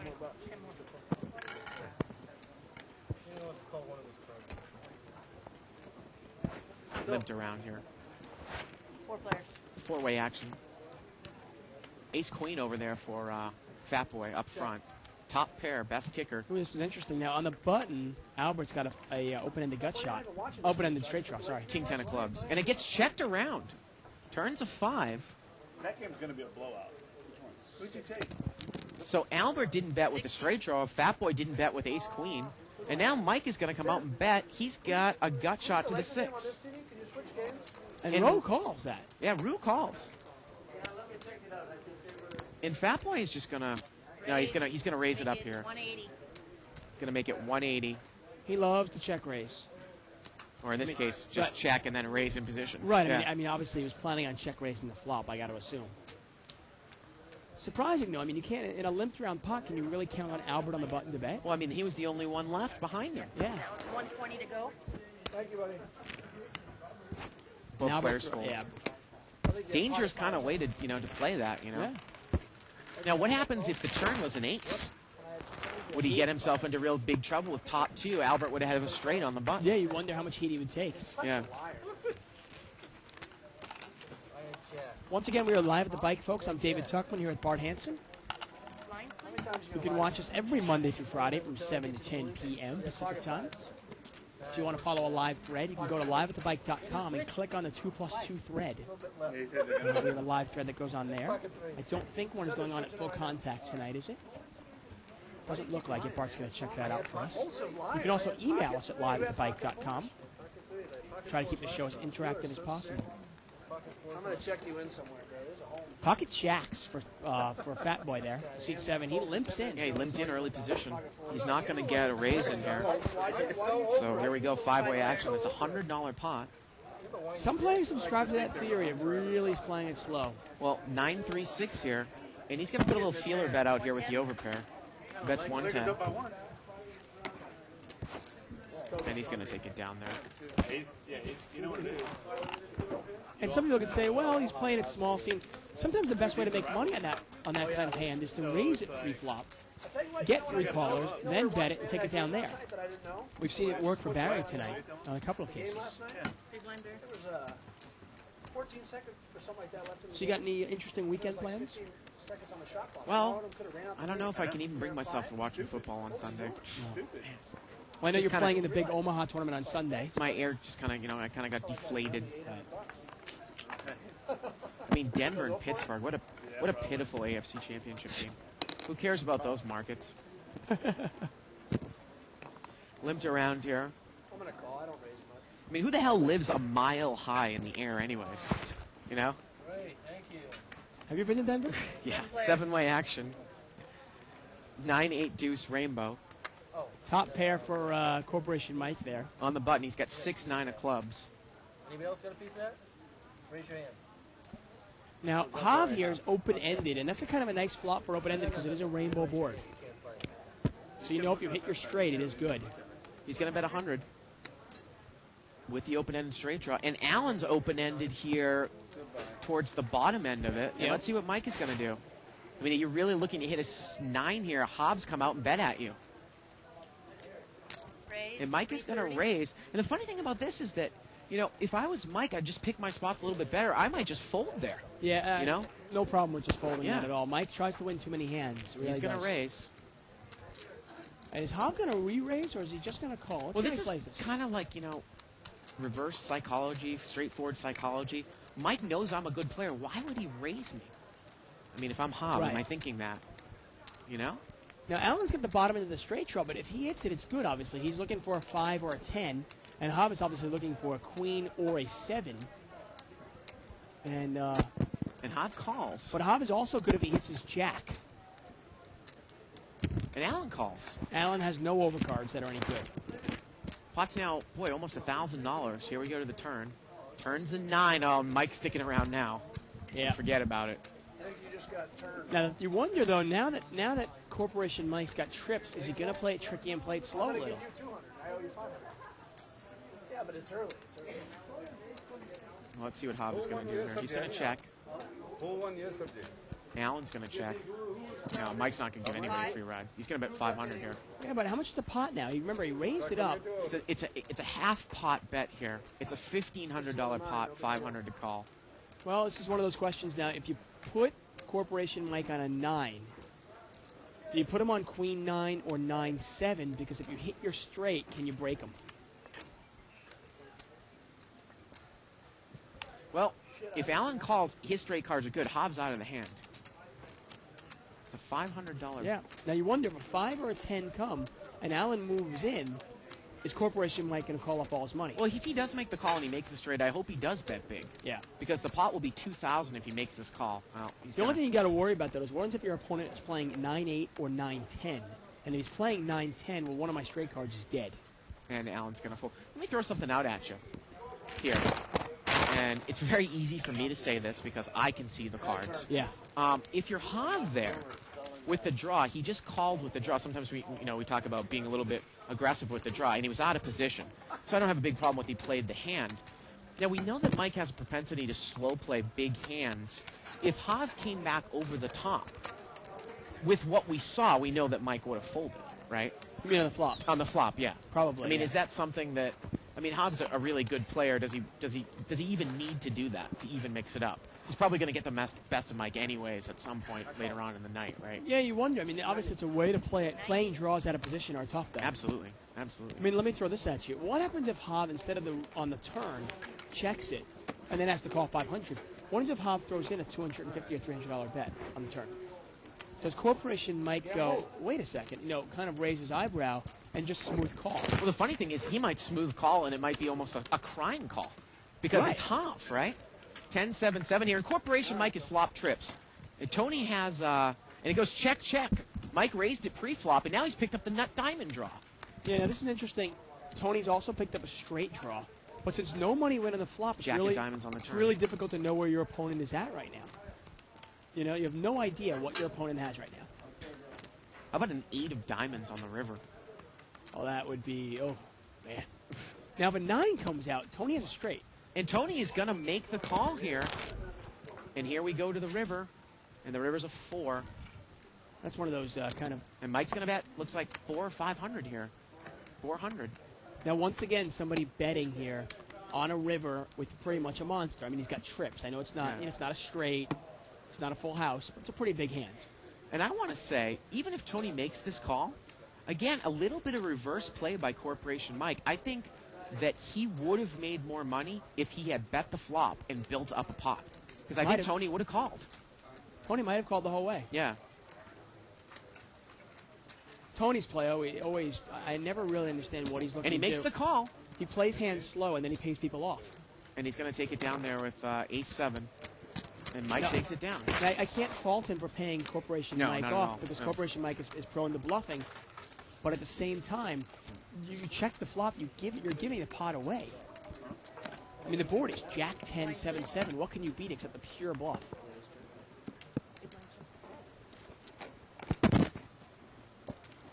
Again, I just think that, Mike is expected to bet on the flop. Why not bet your monsters? You might. I mean, I'm not sure if Tony's going to check raise you, but he might. I definitely think that you could have gotten a call, and he could have probably built a bigger pot up. 6-way, that's seat 6, Barry's got ace-queen offsuit. He is on the button. He makes it 80 to go. And that's what I like about Barry. Not only does he raise with crap on the button, but he's raising with his real hands, too. He's not slow playing a bigger hand. Not like ace-queen offsuit is that big a hand, but... Now, by doing this, obviously, he gets the betting lead. And even though Allen calls with a better hand, his pocket threes, if overcards come out, what's going to happen? Well, wow. I guess if you're not going to hit a set of threes, that's a good flop for you, huh? Deuce 4-5. 320. And Barry's going to make that continuation bet. He bets 320. Rue's got top pair. Allen's open-ended. And so is Corporation Mike with 8-3 of diamonds. Yeah, perfect time for a raise by Allen. He just calls. Mike calls. Now, Corporation Mike is actually got the backdoor diamond draw, which Allen does not have. Turns a king. Well, if Mike had 7-3, it would actually be a lot more valuable, right? If the 6 came. Yeah. Gets checked over to Barry here again.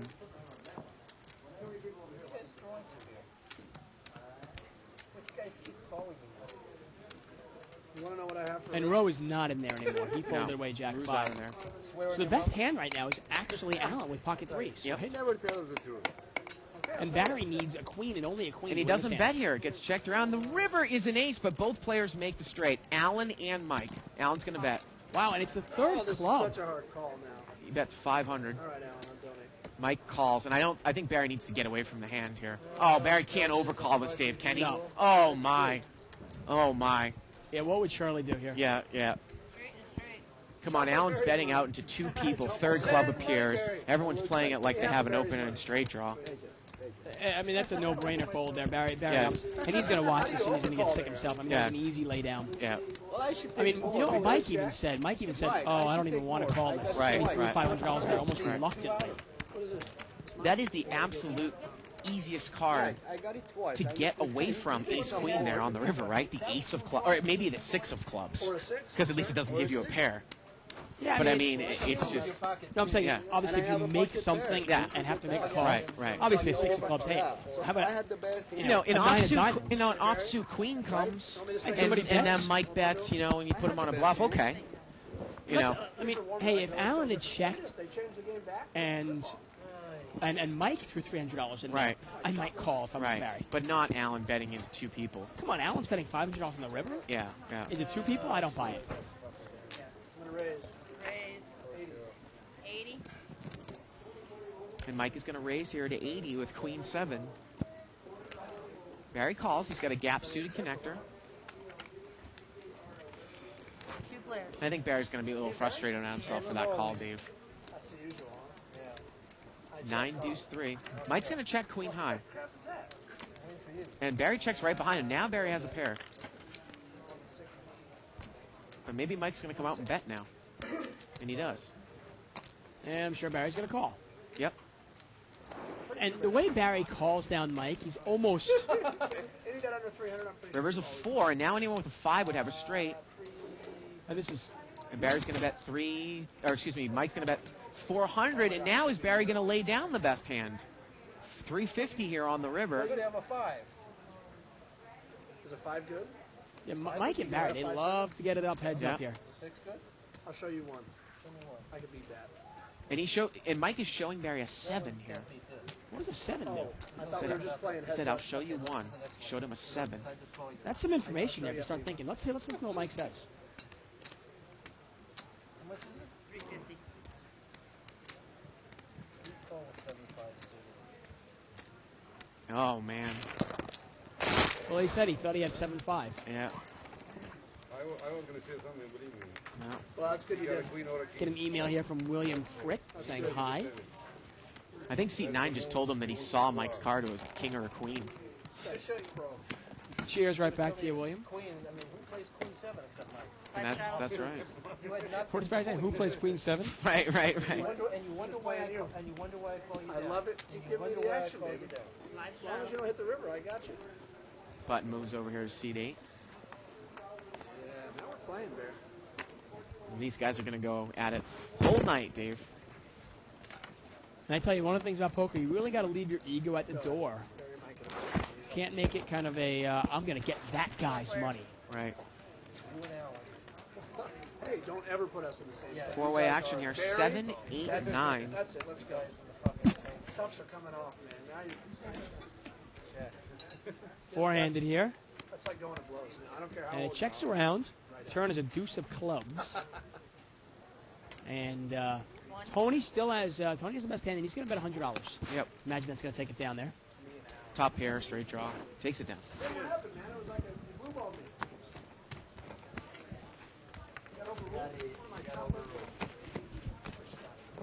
And there you go. Tony takes it down. The little beige shirt there. So what does somebody have to do to get a PC on Sunday? I know you're a big Omaha player. A piece of me? A PC. You mean you want like a percentage of me? Actually, after somebody actually offered a percentage, but they wanted to split it with me 50-50, 250, and I said no. Oh, they mean they wanted to They give wanted you, to buy me 250. and then they wanted 50%. Right. Right, See, exactly. There's no point in doing that Right. ever. It's kind of like you're looking at it going, wait a second, so you're putting 50% of the money up. Right. I'm going to do all the work. All right. You like that song on Modest 4 Shout? players. 4-way action here. Barry raised it Check, call. with Queen 9. Flop comes ace 3, deuce, couple clubs. Barry does not fire out there with the ace, and it gets checked around. Turns a 10. Fat Boy's got a straight draw. Rue has got a flush draw. Rue checks again. Everyone checks again. Now Barry's a little bit gun shy. And the river is a 5, and Rue makes a straight. And Mike comes out and bets. What does Barry have? And actually, he's got queen 9. And now Rue... Oh, you thought Barry had an ace? Rue is raised. No, Rue is raised here. No, Barry raised it pre-flop. And what I'm saying is, earlier in the night, he would have bet that flop, and he would have taken it down. But he's lost a couple of hands. Maybe lost some of his confidence. I got you. I was confused. I'm sitting there, and I'm looking at the board, trying to figure out. I'm like, does Barry have an ace, and I don't know about it? No, I was saying that he was the pre-flop raiser with queen 9. What? No, come on. Would I play queen 3 now? Yeah, you would. You play and raise with any 2 cards. Verbal barrage, okay. Because you made it And Mike fired at that pot on the river, but obviously Rue raised with the straight, and Mike threw his hand away. Chump. Huh. Whatever. I showed you. I hope I got you on tilt next time. But you're calling me all night. Because I'm going to keep doing that. I'm going to be bluffing you for the rest of the night, Bear. Feel free. Button here moves to seat 4. Remember, you walked out of here Wednesday, empty pocket. You were up, And actually, the button's in seat 3 here. 5, deuce, 3. Rainbow. Misses everybody here. Now Rose got the I ended up breaking even. Turns a 6. now Rose got a gut shot straight draw. He never changed. I'm not going to change him. He will never change, baby. Oh, I know that. River's an 8. I mean, it's good for the game. Yeah, it's Rue, Dave. Rue. Rue, Roe. And Hob is going to come out and bet here with ace 8. Wow, interesting. Well, no one bet the turn, so he figures no one has a 4. He might have the best hand here. Look at this guy. I roughed him up a little bit. And he's going to take it down.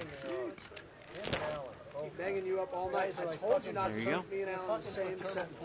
Hob takes it down. I'll tell We're you about what, halfway Barry, through the show. I'm going to knock that So fake Hob is hand playing right off over your Mo. cheek. That's what that cube is. Yeah. Like Mo's a good host. He'll He'll take himself out of a good game and let one of the customers come in, play over him for an hour or so, and then he'll jump in later. Button's going to move over there to seat 4. Barry's in the big blind. Mike Sprung. Ace King here for This is my seat 9. signature hand, this hand. And he's taking his time with it. He's just going to limp in here, early to mid position. Maybe he thought that Mike might raise on the button. Maybe he could pull the limp re-raise. 4-way action here. Yeah, you could get yourself in trouble. Like flop comes out ace 5. King 9 deuce. Yeah, he's okay here. But if somebody has 9 deuce in the big blind, yeah. Are you going to get yourself in trouble? You're a top pair, top kicker. He bets 100 here. And he's going to take it down. Yeah, say, Barry had 9-4. Say he had deuce 9 there in that spot. Yeah, I mean, it's one of the reasons I like to raise with ace king is just because by raising, oftentimes I can get some information about what my opponents might hold. Right. Now, there are some players that will call a raise with any 2 cards, so you gain no information. But you know what? If Hob calls a raise, I know where Hob's at a little bit better. We're going to take a look at another chip count. So Barry's down about a grand or so from the last chip count. Seat number 4 is actually Corporation Mike. He's got 5,200. Alan is up a couple thousand for the night, so 2 straight winning sessions for Alan. Mansoor there, 3,500, keeping kind of constant. And Now, Rue there with 1,200, bringing up the rear. I don't remember him really losing a big pot. but I think he's lost a bunch of, he's played a lot of hands. And he's lost a lot of little pots. Mike raised here, ace 10 of hearts in seat 4. Here we go. Actually, it's ace 9 of hearts, excuse me. And he's hit top pair. Top pair, backdoor flush draw. Nobody else has got much of anything here. Imagine this is going to go bet. Mike's going to bet and everybody's going to fold. 300. He bets 300 here. You overbet. You should bet 240 based on your calculation. And I think he's going to take it down. Take it down, Mr. Brown.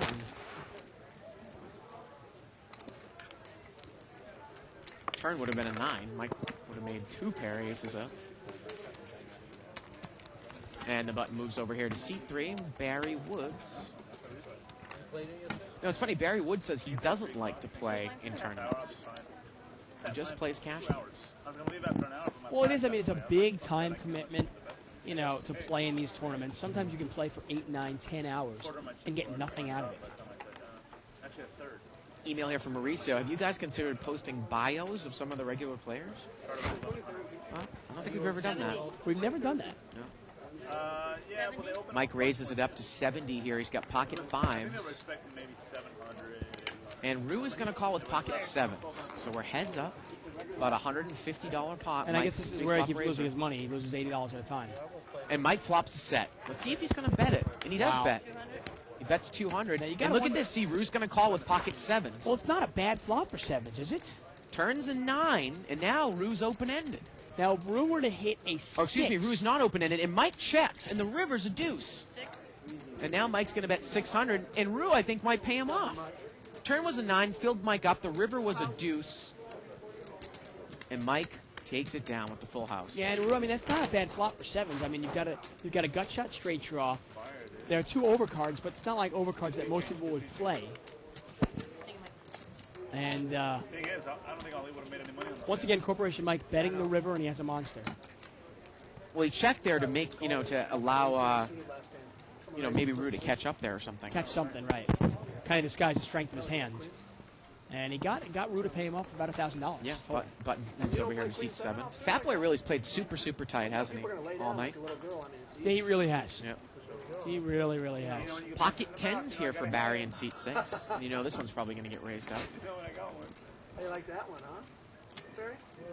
But Rue's going to raise in front of him with King 10. He's going to make it 70. Can you feel me? Up in your Yeah, head? one thing about tournaments, man, I mean, I love them. They're a lot of fun, but there are oftentimes you can play for 12 hours. Yeah. And, like, Have nothing make to show your for money it. back.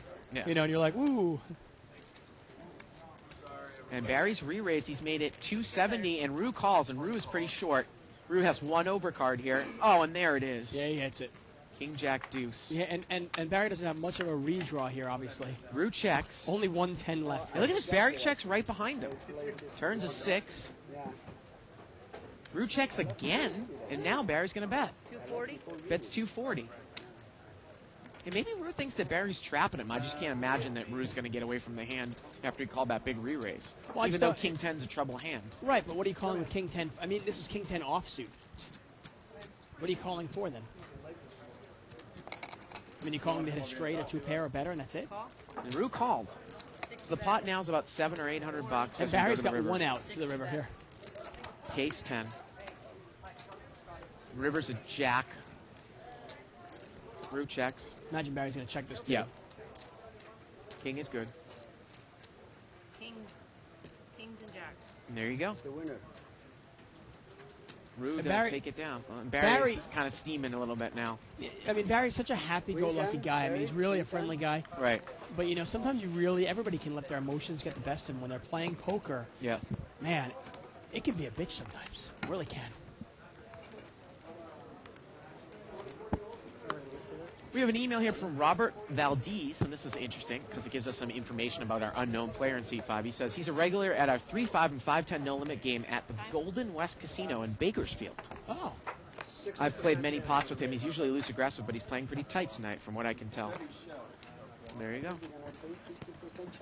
And on a side note, he actually has a question here, and I want to get to it right after this hand. But he wants to know what a good starting bankroll would be for 4-8 Omaha. Omaha, Eight or better, with a kill. kill. Six-way action here, limped around. Ace 10-6 with a couple spades. Ace 4 over there for seat 9 in the small blind. He checks it from up front. And Barry just folds his hand. Oh, and seat 5 bets. Barry folds. Seat 5's bet 80 with pocket 3s. And now the decision is back over to the small blind who's got top pair, weak kicker. Ace 10-6, 2 spades on board. Yeah, that's Mansour. And he's going to call.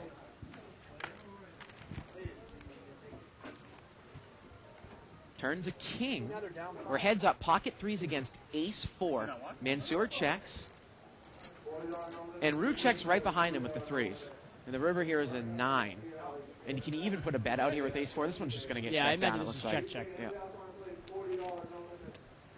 Trying to think of what Rue might be able to represent with a 9 by betting that flop. I mean, I got to be honest. If I have ace 4 there, I'm just hoping my opponent Yeah. has ace 7 or ace 8, and we're chopping it up. Monsieur takes it down.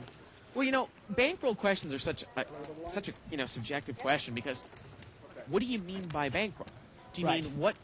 Do you mean you're playing full time without a job bankroll? Or do you mean no? This is Playing money. recreational. This is recreational money that I can lose. How much do I need to have? To take the variance so that I don't go broke with my bankroll. Right. Okay. Obviously, if you're trying to be a professional poker player or you're just playing for recreation, obviously it's two different answers. Sometimes I think 300 big bets is a good place to come into it. That's pretty good. I mean, Yeah. I was going to say 2,500 to 3,000. Yeah, yeah. 300 big bets would be 2,400. But then again, I think that you can run. But I have right now, Dave. The last 4 or 5 months, I have lost about 200 or 300 bets in the limit games here. I've run really bad. Right. It's definitely something that can happen. Now in Omaha 8, since it is a split game, Yeah. you can probably get away with 300 big bets. Corporation Mike there made a raise with Jack 3 and he took it down. But like you said, it's obviously a skewed question because, hey, if you have 200 big bets, go ahead and try to play it. Right. And if you go broke but you have another job, take Doesn't 2 matter. months off, Right. build up some more money, and come back in 2 months. Right. Let me see your pinky nail. Same thing. What's wrong with that? But I don't know if you've taken a 200 or 300 big bet swing in live limit games. But, Right, I understand. Obviously everybody runs bad, everybody runs good.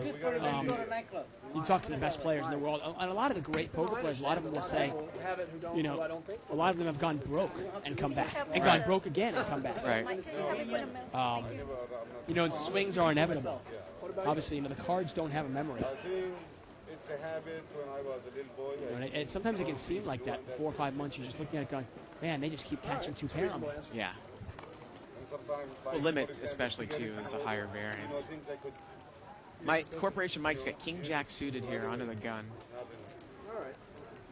It's my new survey. I've asked a lot of people this and question. A Rue lot of different has got pocket kings, and Rue's gonna raise. One person said it was style. He makes it 80 to go. You said it's bigger And I than think two. that Mike, he might be straddling here, or he might be in the big blind. I'm not sure. He's the big blind. Okay. So we know that Mike's going to at least call here with King Jack suited. And the question here is, if a Jack comes, is Mike going to get himself into trouble? And you wonder. Or the case King. And Heads Hob up. is not in there. Kings against King Jack. Ooh. Oh, and Mike's got a flush draw with overcards. And he's got a straight draw. And he's going to come out and bet. He bets 130. Yeah, that's a big flop for Mike there. If he thinks his overcards are good, he's got any 10 gives him a straight, any Yeah. spade gives him a flush, and the Jack and the King, obviously, he thinks might be good. Rue just calls. Turns a wow. Jack. Holy smokes. But Rue's still in the lead here. Yeah, this could get ugly for Mike. And Mike's going to bet again. And Rue just calls. But Rue is ahead here. He needs to dodge some cards. Here we go to the river.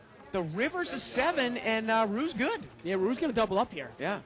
And, you can't really fault Mike. How many people aren't going to lose money on yeah, that that's flop just a and that monster. turn?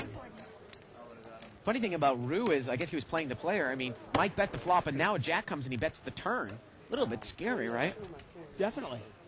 I think at that point, I don't think Rue is going to go anywhere. I don't know if Rue had enough money where he was like, you know what, I've got kings. I'm not going nowhere. I don't care what you have.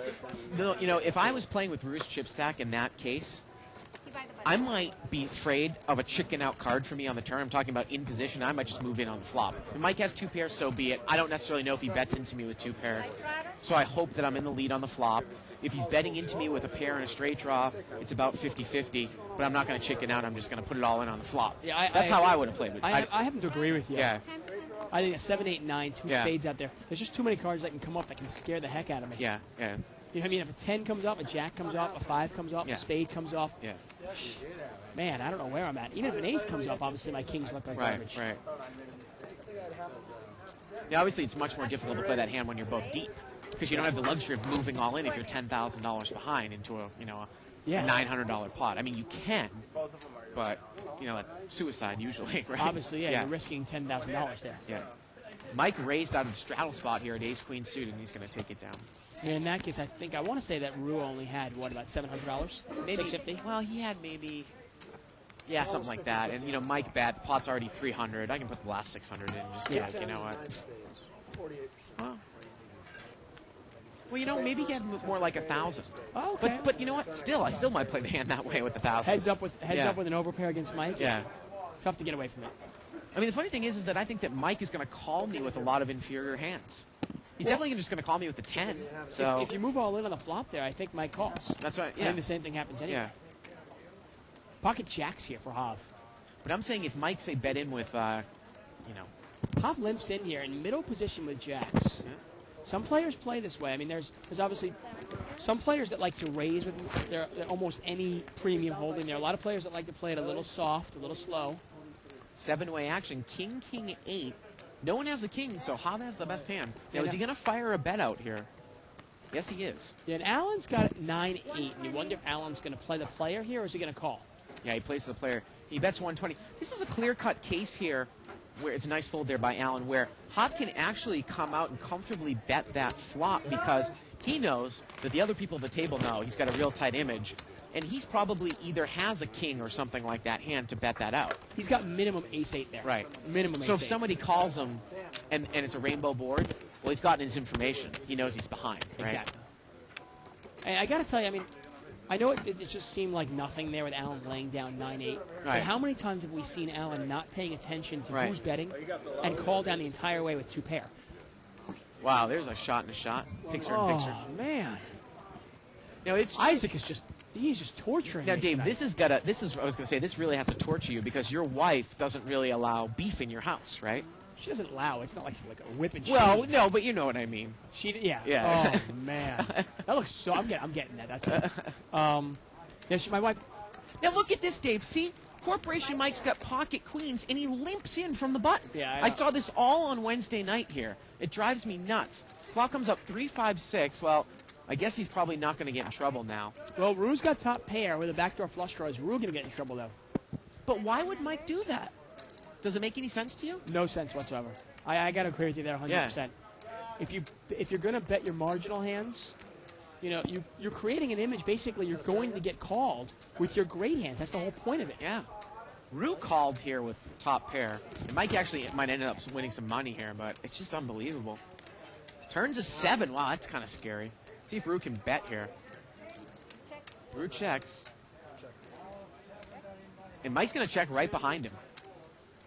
And the river's a 6, and Rue's got him. Now, is Rue going to bet this? Now, I always think, is Rue going to bet this hand? And he's going to bet a little, Yeah. put a little value bet out there. And look at this. And Mike calls. It's an $80 bet. And let's see if Mike shows down the queens. I just don't know why Mike played queens that way. Good or bad? What did you say before that? You said trips. I showed him.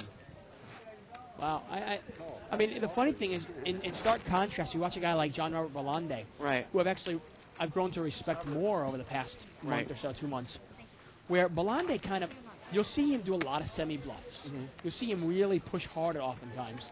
But you know what? He also pushes hard when he's got it. Right. Oh, yeah. Which creates a lot of money-making situations for him because he gets paid off. Because people are saying, well, the other time he had nothing, so this time he has it. I just want to see what hit, and then I was very bored. You know, Mike played it soft, and he lost. You know, he ended up losing a couple $100 in that pot. I mean, I guess to play devil's advocate in Mike's defense, maybe he's thinking, well, if I limp in with a big hand and hit a set, somebody won't give me credit for it, and I could get paid off in a big way. But the question is he good enough to get away from queens in a limped pot with a scary board? Yeah, this is like a little mini raise here from Barry with Ace-Jack. Actually, no, I'm Actually, sorry. it's Mike with King 10. You see, I mean, nobody gives you credit for having a real hand. They all call you a Right. raise anyway. So why not raise with queens and get more money in there? You're making them call you with inferior hands. And Mike checks it this time in position. Turns a diamond, and nobody has a diamond. Hav is not in the hand. No, but Barry's going to take a shot at it, though. He's got the best hand. He's got ace-jack. Oh, wait a minute. Hav is in the hand.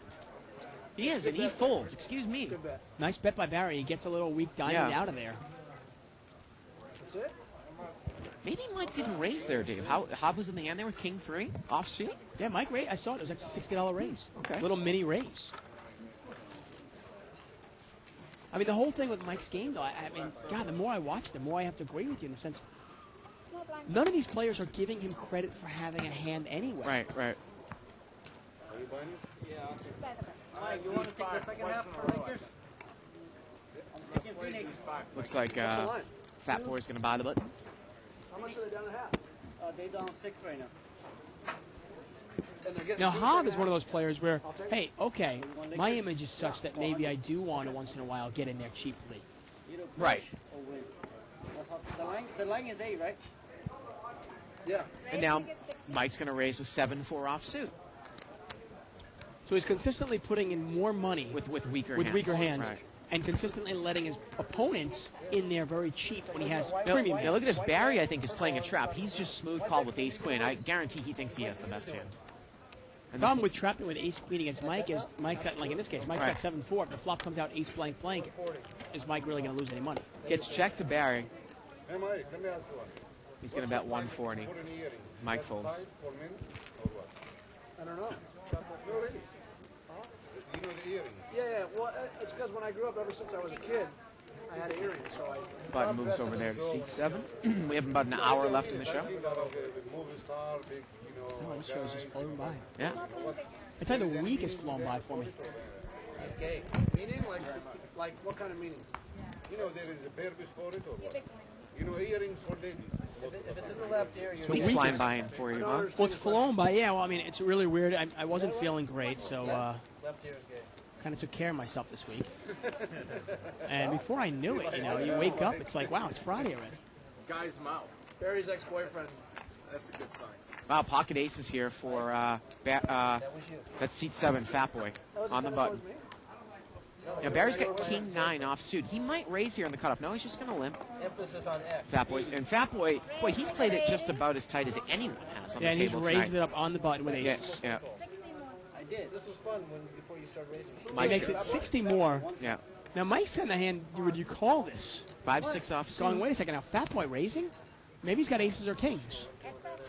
Just thinking out there. I'm going, And now king 9 is obviously not valuable. I'd much rather have 6-5 in this spot. We're heads up. Definitely. I can't beat ace king yet. Now I definitely Well. can't beat ace. Well, Fat Boy's got a set of aces. Mike checks. Take it down. yeah. Fat Boy's going to bet, and And Mike he takes takes. that. Now the funny thing about that flop, if you look at it there, ace queen 7. You know, a lot of times people say, well, why not slow play top set? Well, the tendency to slow play might be there if you can make somebody catch up and make a second best hand, like say a queen or a 7 came out. But the thing about if you're playing against Mike is he might call with a queen or a 7 anyways. Right. You know what I mean? Yeah. I think you only really slow play if a second best hand can possibly be made against you, right? Yeah, I mean, you know, I'm trying to think of a hand. Sometimes, if a flop there is ace 7-7, and you've got top full house, and there's 2 hearts out there. Okay, well now you can slow play. Right. I mean, in that case, there's 2 diamonds out there. If you slow play too much and you let somebody get there, they could beat you with 3 diamonds. right. With a flush. Barry's got queen jack of diamonds. He's going to make it 80 to go. I raised and Mike's not. Oh, Mike. Oftentimes, people will slow play not realizing why they're slow playing. Right. Your opponent has to have a chance to get something. Mike's dead money. 60 more. Although, I guess in Mike's case, you could always just check once to induce a bluff. That's true. 60 more. That's true. You know what? I just don't buy it though from Fat Boy. No, checking of course not. checking the flop. And Tony calls and Mike calls. And Mike is dominated here. And this will be interesting if a queen comes up here between these two guys. Really interesting. How about diamonds come out? You got queen 7 again, Barry. Just to remind you. Ace, king, deuce. Check. Well, if Barry bet here, he should take it down. Let's see if he's going to fire. Yeah, both players have gut shots here. Barry and Mike both have a gut shot. Barry with backdoor diamonds. Come on, Barry, bet this one. You bet it, you got It it. would bother me too. He's solid. Probably got an ace and a king. I got one of those. I'm not worried about Check. me. Oh, see? Turns to 6. Now, obviously, it's very easy for us to say, but I just can, I'm really rooting for Barry. He's a really nice guy. It's just, he almost sometimes tends to steam a little bit Phil Hellmuth-esque. Well, now he's going to take it down. What I mean by Phil Hellmuth-esque is Phil Hellmuth tends to get a little bit weak tight when he steams. Really? I'm not Okay. saying Barry's necessarily weak tight, but you can see that earlier on in the night, he would be definitely betting those flops 3 ways in position. Of course. Now, interesting, the river would have been a jack. Had Barry let one more card fall off there, Mike would have had a straight with queen 10. Yeah. 10 outs. Pot. 40. So, and you know what? I'm guilty of it too. I mean, Barry Woods, sometimes he has a tendency to do that. I've played that way too. when I'm losing in a game, you get off of your top game. You Definitely. can start playing passively. You're scared that everyone's just going to call you down because they see that Confidence- you're not losing. Yeah, that you're- confidence you're is a losing. huge, Yeah. huge part of anything you do, and especially poker. You've got to be confident. You got to play confidently, and kind of project a confident aura. Ace King of Hearts here. Raise. Okay, one. Now, Alan's got Ace Jack. He's badly dominated here, and you wonder if he's going to call. And the button here, who hasn't really made a pre-flop raise all night.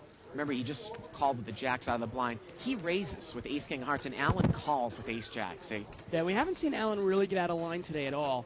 This is one of the first calls where I kind of go Ace Jack offsuit. now we see Hob call with 4-5, which I like a lot better, obviously, against a guy who might have a big hand here on the button. and 9-8-4. Hob has outflopped them both. Now, the interesting thing for this is that Mansour's played it so tight. Could you possibly bet here if you're Hav, see where Mansour's at? I think you might want to. I mean, it's definitely a way to play it. Mansour checks it. Turns a 9, and I guarantee you Hav's going to bet now. I think Hob's got to bet this now. Yeah. He knows if anybody had a 9, they would have bet it. Yeah. No, he's going to check it again. Wow, and without a spade in his hand, how can he check that? And it gets checked around. And the river here is a 10. And this hand is played about as passively as passive can get. Well, now is there a reason to bet it now? I mean, I think you check call now on the river if you're Hav, if you Oh play yeah, it in Hob that can't way. bet this Yeah. year, and he's going to take it down with 2 pair, Yeah. 9s and 4s with a 10 kicker. I guarantee you he wasn't looking to hit a 4. No, 9-8-4 there on the flop. Now, I mean, it's interesting. You said that you'd rather have 4-5 against a raise from Mansour Right. than Ace Jack. Why is that for our viewers? Well, because obviously 4-5 are going to be cards that aren't necessarily going to be shared by the pre-flop raiser, like an ace will be with my Ace Jack when the guy had Ace King. You might also flop a big hand like Ace 4-5, and you might be able to bust a guy. How are you going to bust a guy when you have Ace Jack and he has Ace King? Right. How do you bust him then? I mean, the only way you make any money there is if you get lucky. And you Ace flop Jack 2 Jack pair. is on the flop. Yeah, I mean, Yeah. if you flop Ace Jack Deuce or something Right, like that, right. you know, maybe Yeah. you get some money from Ace King, but obviously that's very difficult. Yeah. It's more likely to flop an ace and you lose a lot of money with a Right. weaker kicker. So I guess you're saying, you know, Ace Jack's obviously easily dominated, just Right. as like King Queen offsuit is, while 4-5 is generally live cards. Mike raised here a little bit, and he got called in seat 3 with Tony with pocket deuces. And Rue called with Ace-5. It gets checked to Rue, and he's going to come out and bet. He bets 80. Wow. Looks like he's going to take it down here. King 9-4 on the flop. There you go. Nice little aggressive play there by Rue. You know, it's funny, when my wife was playing No Limit Hold'em, she would often ask me, because it's different than Limit Hold'em, she would often ask me, you should say, shouldn't I raise with this, shouldn't I raise with this? Yeah. And one of the lessons I gave for her was, I would tell her, I'd say, think of why you're raising. Are you raising to get more money in the pot? Are you raising to bluff somebody out? Are you waiting, you know, what is the reason for putting money in the pot? Right. And I question Mike here sometimes where he's putting money in the pot, he's raising almost every 1 out of 3 hands. Why? Right. I don't understand it. Button moves over here to seat 2. There's that $5,000 chip, $100 chips, and $10 chips right in a row there. That little light purple one. I've never had one of those in my possession, Dave. Which one? $5,000 chip. Have you? No, No. I haven't. I'm gonna be honest with you. I'll get to this after this hand. Seat 7 raised to 30. Ooh, Jack 2 10 pair. off suit. 2 pair for Corporation Mike. Deuce 3-4, and he's gonna come out and bet with top 2 pair. But There you look go. at this. 5-6 of clubs in seat 9 has flopped a straight, and he has a straight flush draw. Now, is this one of those times where you can slow play it a little bit, Well- or do you not want to slow play it and get a scary card to come out there that might kill your action? Looks like he's just gonna call. But the thing is, against Mike, if he raised, he could get all the money in right now. He might kill his action if a scary card comes. Like Look at that? this. Right now, turns a 5. All his action's dead now. Yeah, and Corporation Mike's hand is pretty much over. And Mike is going to check. And I got to tell you, what? But Mike's going to pay him off anyways. He check calls here on the turn. What a clear example of why I wouldn't. Oh, the river's a 3. Corporation Mike fills up. Wow. And how is he going to play it? It got checked down. He checked it on the river. Oh my! Unbelievable. He checked the river, Dave. He was expecting Mansour. He checked it, He said no, but all right. He's saying that he didn't know he filled up. That's what he just said. Really? I believe him. I mean, Okay. look how mad he is. He said the dealer told him that he had a full house. He didn't even know until he put the cards down. Oh, So- man. Wow. You wonder how much he could have gotten Mansour to pay off there. You know, if he throws in a nice $600 or $700 bet on the river, Yeah. you think Mansour's going to pay him off? Full house, that's it. That's the only hand that beat you. That's the only card that slow me down. And Mike is actually upset that I guess Mansour checked the river. King comes, I'll take all your money. See, I'm- Mansour you know what? checked it behind him. I mean, is Mike saying that he did not know he had a full house? I don't know That's what what. he's saying. Well, what's worse, not knowing what you have, or checking it down, hoping to check it in the river? I don't know. Oh That was man! strangely played out. Unbelievable. Mike said that hearing that Mike said he would have bet 1,000 on the river. Okay. I believe him. I'll give him credit, then, hey. I believe Mike. Absolutely, I believe him. Man, oh, I don't think it's Mike's style to check raise the river. I just No, don't no, buy it. he I usually don't will buy bet it. that if he I think he missed his hand. You think Five-way action here. We can't see Mike's hand. 8, 9, 10, and Queen Jack of Spades is flopped to straight. It's Tony. 250. And Mike is going to bet 250 here. the 4 o'clock you got it in Mike's your got Jack King. He's open. Oh, he's got a gut shot. hand. You're so lucky. And Barry calls with King Queen. well, he's but got overcards with the gut shot as Tony well. has flopped the nut straight here. He's got backdoor spades. A $250 How is he bet. going to play it? I should have bet it. You should have bet it. Is he going to raise this? Yeah, Now, how many times has Tony's played like what 3 hands in the last 3 hours? I played it slow. It was perfect. I made little bets. I had flop top 2. Then I figured you got a straight, especially Tony with likes high to bet. really think about these hands. No, you didn't need to. But I want to get back to that hand, though, again, the flop play of that hand with the 3-4. And I'll tell you why I wouldn't slow play it. All the money should have got. I mean, actually, Mike should be upset because he should have all of Mansour's money right now. Yeah. I mean, it would have been lucky, but he should have all of Mansour's money.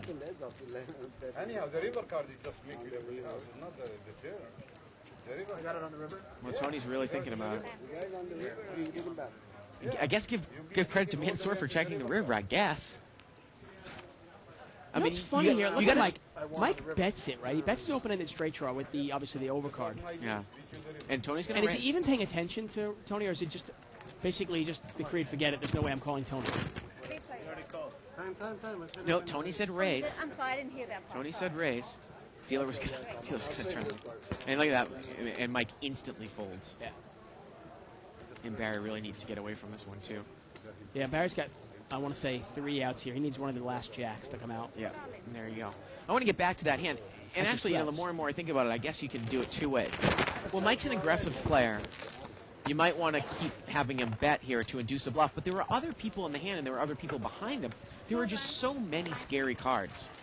I mean, what I was going to say is Mansour, if he had raised the flop, he would have had all the money in on the flop. Yeah. 'Cause I think Mike would have come over the top, and both would have been all in on the flop at 4-3. Yeah, I have to agree with you. But there is It's funny, all the money should have went in on the flop, and all the money should have went in on the river, and it didn't get in. Yeah, I mean it's interesting though. There is that school of thought that Mike is an aggressive player, and will he continue to fire into me, into my nuts? Not with a 5. I don't think with a 5. I mean, he's not that.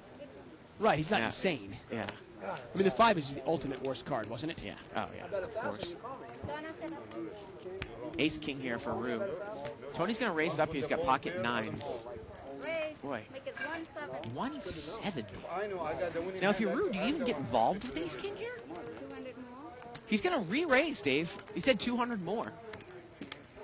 And now Tony's in a bad spot. What does Tony Yeah. do? Because Rue here, he's got a lot of money now. He's got over $2,000. Yeah. He's for 30.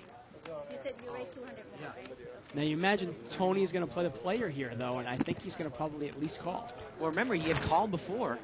Called with the King-Queen before. But Rue hasn't been all that out of line in the last hour No, or so. he hasn't. Did you go to the Commerce? Did you go to the... And Tony he's ahead right now, but he doesn't know that, and he's out of position. He's There going you to go. let He's it go. going to let it go.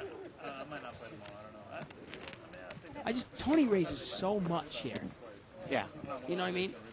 It really opens himself up on him. The one thing I can say, though, is that he'll raise it up to 175 with 9s and with aces. Yeah, And with kings. He makes So. it so much with 9s. He's risking 170 to win like what, $60? I mean, he's got to be successful like 3 out of every 4 just to break even. Right. Top of the hour as opposed to the bottom of the hour? They give you a setup? it's the first time I've asked in my life. I don't know. I'm just. They always give me this. Looks like we're going to have a new setup here. Yeah. Again, check out the LA poker scene, Dave. Not only are we doing a $500,000 free roll, and the final stage of that is going to be held July 1st. $500,000. $500,000 free Giving roll. away for free. All you have to do is sign up, use the first deposit bonus code 5x500K, get you 5 gold bars. If you just sign up, you get 1 gold bar. Actually, if you just sign up, you get 3 gold bars for new signups, and each player receives a free entry into the free roll. And basically, there are daily Stage 1 free roll tournaments. They happen 3 times a day, 3:30, 5:30, and 9:30 Eastern. And if you win one of those, that'll get you into the final stage, which is held July 1st, where first place will pay $200,000. Wow. That's incredible. Really is. Not to mention their World Series of Poker Bonanza, where for 5 cents, you can get a $15,000 World Series package. Butt moves over here to seat 5.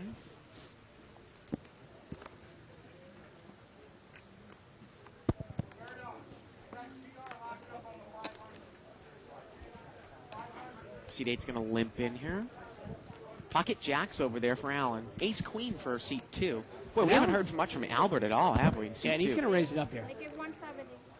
Well, Allen's going to make it 170, and Albert quickly calls with ace queen, Dave. Kind of one of those trap hands again. But boy, again, we haven't heard much from Albert at all. Now, Hav has got pocket 4, so if he's real deep, let's see if he makes this call. Barry's going to call with 9-10 of spades. Well, Allen is pretty deep. And Hav, you know, it's a $170 raise. And I think Hav probably has just about enough maybe to make this call. Well, normally you wouldn't make it, but now that 2 other players have called, Yeah. you're already getting 3-1 on your money. He's going to call. Obviously, Fat Boy out of there. You're already getting 3-1 on your money plus the implied odds. $70 raise and you get called in 3 spots. Unbelievable. Here we go to the flop. $680 pot already, folks. Yep. Queen 9 deuce, 1 overcard, and Albert's hit top pair. Let's see if Allen's going to bet here. He comes up, bets 500 here. It's a nice bet by Albert. I mean, by Allen there. You can't give somebody credit for a queen right away. He takes a shot at it. He takes a pretty good shot at it. And again, I always think it puts somebody with ace queen in a tough spot, especially Allen, who's come out and fired. What if he's got an overpair? Am I going to want to go broke with ace queen? Don't they call that the walking back to Houston hand or the go broke or whatever that was? Well, I think walking back to Houston is actually ace king. Oh, okay. But ace queen, I think Doyle Brunson always called a sucker hand, right? Yeah. He hates ace queen. It's one of his least favorite hands. Yeah. And, Albert's agonizing with this thing. He's basically got, since you're going to call a pre-flop raise with ace queen, I mean, I don't think you can get rid of it. I was going to say, if you decided to go with it, now maybe you just go with it. And you hope to God that Allen... But here's the point, though. If he raises all in, Allen's either going to fold with the worst hand and you'll win that, or he's going to call and you're going to lose a lot. So you're going to win small or lose a lot. Yeah, I mean, right? you might just call in this case. Well, he's going to call. And now Allen's smart enough. He bet enough to get the information. Albert's got something. Well, maybe Albert wants to see what Allen's going to do here on the turn. And the turn's a jack. Wow. Oh, man. Oh, wow. And this might be a time you might, to be honest with you, you're playing the player, and Albert clearly... I think they agreed to check it down, Dave. Allen. Oh, wait a minute. No, No, they didn't. No, Allen played it really smart here. He checked, and Albert checked behind, and the river's an ace, and Allen moves all in. He moves all in here on the river. River's an ace of clubs. And now Albert is in a real tough spot. The only thing that he can beat here is ace-king, right? That's it. Well, no, I mean, you can beat a lot of things. I mean... Ace-king and ace-jack, right? Ace-king, ace-jack. You can what beat else? Pocket kings? I mean, well, you got to start thinking, what kind of hand does Allen have here? What, that was the case ace or something? He just called it. He said 3 jacks. Allen's bet all in here, and we're talking about a pot that's about $1,600. He makes the bet here, and Allen's gonna... and he makes the call, and the bet on the river was about $1,500, which meant it was a $3,100 pot, $1,500 to call. Allen takes down, biggest pot of the night, $4,600. Wow. There it is. There it is. Huge pot for Allen. And I was about to say, when it all happened, we thought they were checking it down. I was going to go out and smack Allen for that one. I like the check on the turn because you kind of confuse your player a little bit. You know, hey, Albert, I mean, there's a lot of ways to play that hand. When Albert calls $500 on the flop, Right. you know Albert's got minimum king, queen, ace, queen, Right. something like that. He's got a pretty big hand. Right. I mean, maybe he's got a smaller set, but no, there's no way he's getting away from this now. And what did we say about Ace Queen? I mean, the one thing, if you guys don't listen to us out there, if you hate Dave and I, you have to agree with us with the sucker, treble, dominant, you know, lose big, win small hands, right? Well, the two hands we've seen tonight, well, you got to be honest. I mean, if Allen does not hit his jack on Right. the turn, is he going to lose any more money on that? You know, he's going to check. You know, Right. That's what I mean. He's not Albert's going going to check. He's not going to lose any more I mean, money. people say, well, it's a big pot. Well, it just happened to be a big pot because it got people that called behind you, and it was the right type of flopper, and no one else hit. You know, no one else had pocket nines or something in that hand. Yeah, the two big hands that were big losers tonight. Right. Tony lost about a $2,600 pot with king, queen offsuit. And here Albert loses a $4,600 pot with ace, queen offsuit. Right. I mean, there is a time and a place to play those hands, but you got to be careful with them. Fat Boy's going to raise it up here out of the small blind. He makes it 80 to go with ace queen. And Allen's really on a roll the last week here. He is in fuego. Yeah. Allen calls this time with queen 7 of clubs. And Dave, we're getting word that $500,000 free roll has been moved up to October 1st. Yeah, and obviously, I think they did that. They didn't want to conflict with the World Series, which Yeah. is taking place on July 1st. Not looking pretty, man. It's 5 plays. Five-way action here. $400 pot. 10, deuce 10. Yeah, it misses everybody. Fat Boy's still in the lead with ace high. I was wondering to see if Fat Boy could actually fire a bet out there. Turns a 9. Well, Albert's open-ended here, but Tony's picked up a pair. Check that boy. For you to bet. Why don't I bet? You check over. 150. Bet 150. And Albert's going to bet 150 here, open-ended. 150. Tony throws away his 9. And Albert's going to take this away. Nice bet by Albert in position. No more raise. Every time I raise, I get 2. Earn himself a pot. I owe you 200.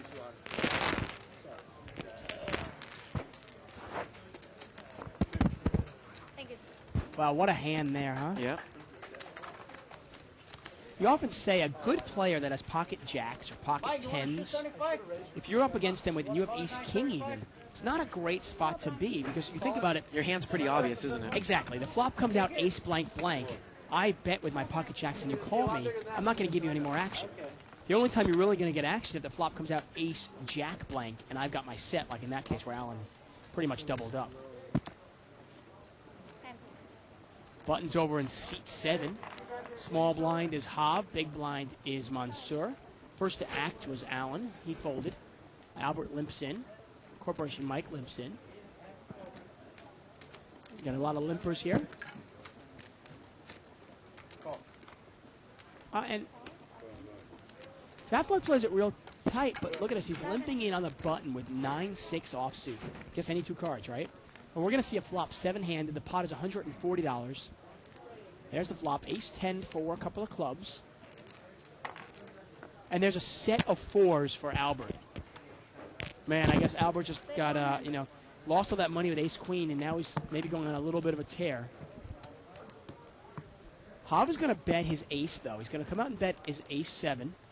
He's going to bet $80. He gets called by Albert. Albert's going to slow play it a little bit. And Corporation Mike is in there with a flush draw. And he has the nut flush draw, king-7 of clubs.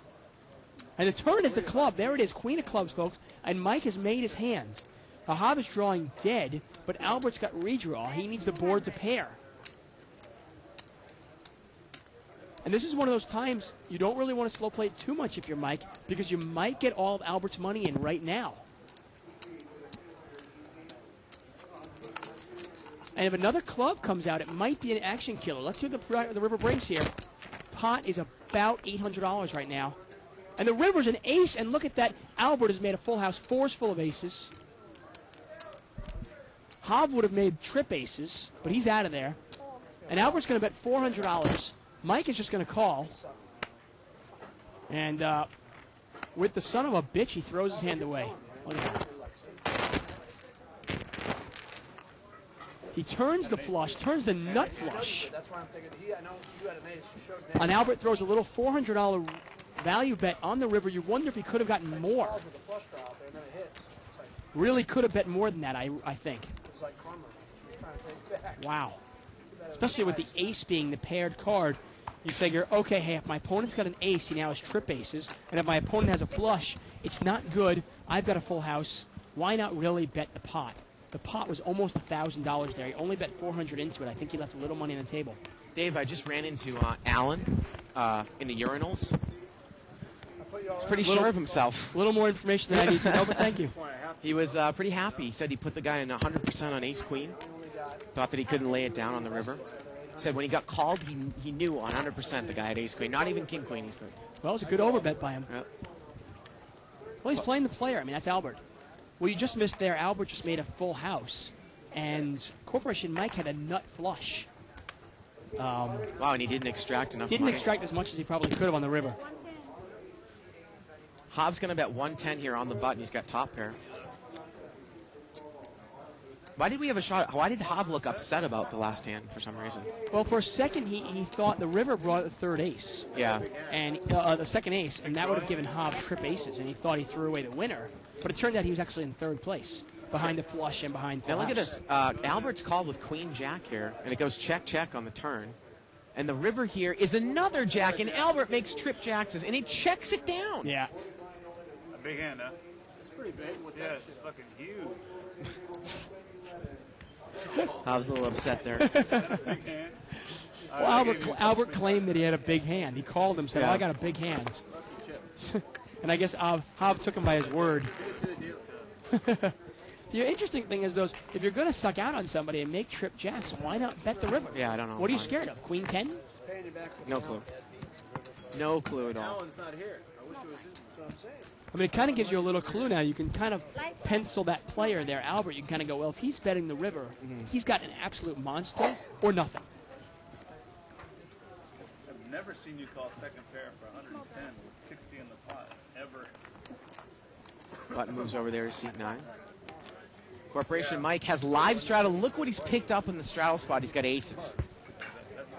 Now, Dave, I swear to God, I think I saw a hand where he didn't raise out of the big blind with aces. Why wouldn't you raise here if you're in the straddle spot with aces, right? If you're Corporation Mike, you should be raising every time you get a big hand. And seat 9 is going to raise. We can't see his hands. He's on the button. What does he have? 330. He's got pocket eights, Dave. He made it 330, and Mike's got aces. Well, this might be a time to smooth call. Well, he's going to re-raise. Raise like 700. He's going to make it 700. See, might you smooth call with aces there because the $330 bet is already big enough Yeah. to get it heads Wow. up, and you can disguise your holding? And now what is Mansour going to do? About that 3-4. And Mansour is going to call, and he is in big trouble here. Yeah, if it comes out rags, Yeah. what's going to happen here? Pot is about $1,600 heads up. Here we go. Queen 5-7. Well, only one overcard, and the pot is already $1,200. And Mike's going to bet 1,000. And this is sometimes the most difficult spot, no limit hold'em, but he's going to get away from it. Yeah. Boy, is that a tough spot against an aggressive player. Yeah, I don't like calling a $300 raise or $400 raise with pocket eights there. I know I'm getting 3-1 on my money. Well, I guess if I'm getting 3-1 on my money right away, plus the implied odds if I hit my set, I got to be real deep to make that worthwhile.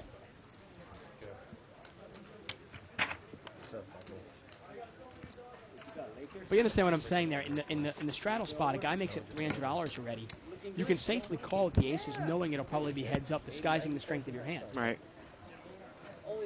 Maybe you check once to Mansour, let him check, then you can get a nice check race in there. I'm not sure. Obviously, there are different ways to play a hand. Doesn't have a chance, but I appreciate the positiveness. What's up, sir? It's on midnight. Barry limps in here. Queen 5 of clubs under the gun. C9's got an ace jack of spades. He's just going to limp. Option, Mike. 5 players. 5-way action. It's a $100 pot. Here we go. 9, 3, 6, couple hearts. Mike's got a flush draw with jack 4. He's Yeah, going to bet. Mansour decided to limp in there with ace jack suited. Mike's going to bet 80. He actually has Jack 4 of hearts, but it's the same flush draw. And Rue is going to call with 10-9. Top pair. Two players. Remember, heads up, Jack 4 of hearts against 10-9. Turns a Jack, and that gives Mike top pair in the flush draw. 220. And he's going to bet 220 now. Again, heads up, Jack 4 against 10-9, seat 4 against seat 5. It's a nice bet here by Mike. He still has the draw. Now he has top pair.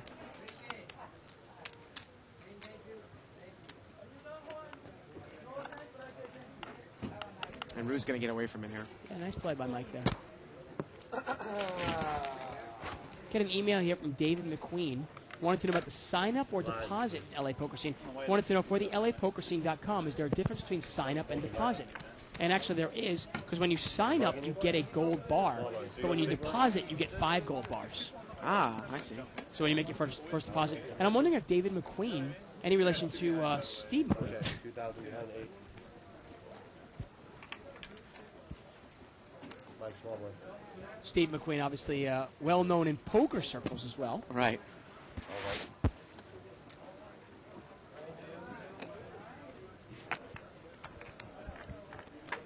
Option bet. And Alan posts dead behind the button. He comes back from the urinal. Posts dead. He has ace-9 of hearts. He was washing his hands with me, though, too. Okay. Yeah. That's good to know. Jag 5-8 here. Mike's going to come out and bet. It's 80. He's going to bet 80 with pocket 6s. Couple overcards. And actually, he's got 8-9, it looks like. Pocket 6s over there for Tony. He folds. 6-7 or 9-10. Here's a comment here by LA Poker. Oh, wait a minute. We got a caller with ace-9. Alan called with ace-9 on that flop. And look at the turn. It's an ace. Turns the ace of spades, and the river's a 9. And Mike makes 2 pair. Alan's got top 2.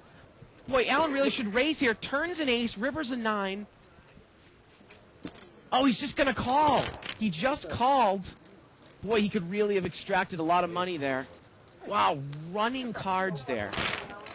Alan called with ace-9 on the flop, turned an ace, river to 9. Wow. And he probably realized he didn't make quite as much as he could have there. Boy. And Mike is... How do you call the flop? You are bad player. Well, doesn't matter. Call me whatever. Anyways, we're going to get to this comment here by LA Poker 17. First bit of poker comment on 2+2 in a while here on this About thread. time. Said, you guys cannot make this ace-queen argument based on a hand where a dude spikes his 2-outer in the turn and the other dude rivers his 5-outer and gets trapped. Save it for when the flop comes queen-high and the other dude has ace-ace and king-king. Well, I buy that, but it still goes to the same concept, though. I do buy that. Ace-queen wouldn't have... I do buy that, but let me throw this at you. The flop comes out queen high. Let's say the turn comes a deuce, and the river comes a deuce. Is Alan going to lose any more money on that pot? Right. Probably not. But now he hits his 2-outer, and he makes a huge amount of money. That's the only point we're making, is that basically with ace-queen, you're either going to win a smallish pot, or you're going to lose a big pot. Raised here by Rue. He's got ace-jack of hearts. And Alan... Actually, it was by Mike with queen-9. Alan calls with ace-jack, and Rue calls with ace-jack of hearts. 5-6 deuce, misses everyone here. 3-way action. Now, that pot obviously was big, but it was kind of artificially big because of a large pre-flop raise. 130. Rue's going to bet 130 here. And look at Alan. He's going to call with overcards again, Dave. One of the leaks in his game. Well, and he's calling Corporation... No, he's calling Rue. No, he's calling Rue. And look at Mike. He doesn't bite. He's going to raise. He makes it 500. I think I might have backwards the action here. I believe that Rue raised out of the small blind. So Rue made a continuation bet. Alan called, and Mike is bluffing 2 people here. And can Alan make the call here with no pair again? He's got the best hand. No, he's playing this. This is a game. Yeah. He does this all the time. Right. Counting his chips. Looks like he's going to move all in and watch him fold. He's going to fold and he's going to laugh while he does it. Ace-9 and go ace-9. And there's the laugh. I'm going to attack. And there's the fold. Right. Queen-9? And he shows it. Shows the bluff. And boy, you wonder, Mike says, how do you call the flop? You can't call that board. But you know, if I call and get it, you're just gonna go crazy. I think that's actually what Hobb said too. I think Hobb told Mike, he's like, why couldn't he call the board if you're going to show down queen-9 here on that race? And then you wonder why he calls you with ace-9 the hand before, right? Luckier than you've ever ran. Magic. suck that. Maybe it's because Mike's bluffing every other time he puts money in the pot. I think Allen really could have extracted a whole bunch of money on that river, though. 2 pair. And the pot was how much there? He might have had all of Mike's money. Yeah, how much the pot was on that one? How much was the pot? 15, 1600. And what did he bet? Mike bet 500 on the river. And Allen just called. Yeah. As long as it's not aces, all right. Limp. Ace King limps here in seat 8. That's hot. And again, you wonder if these guys are limping in with big hands from up front, hoping that Mike is going to raise.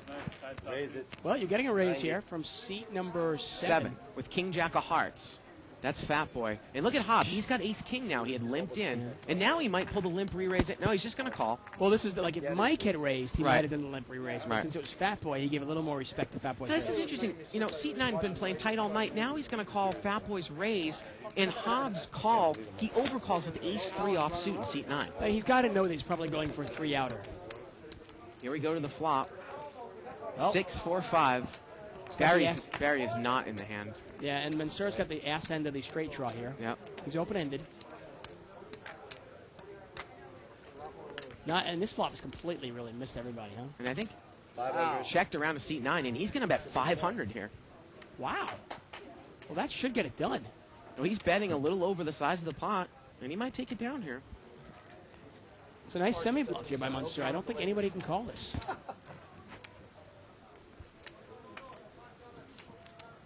Nice bet by Mansur. There you go.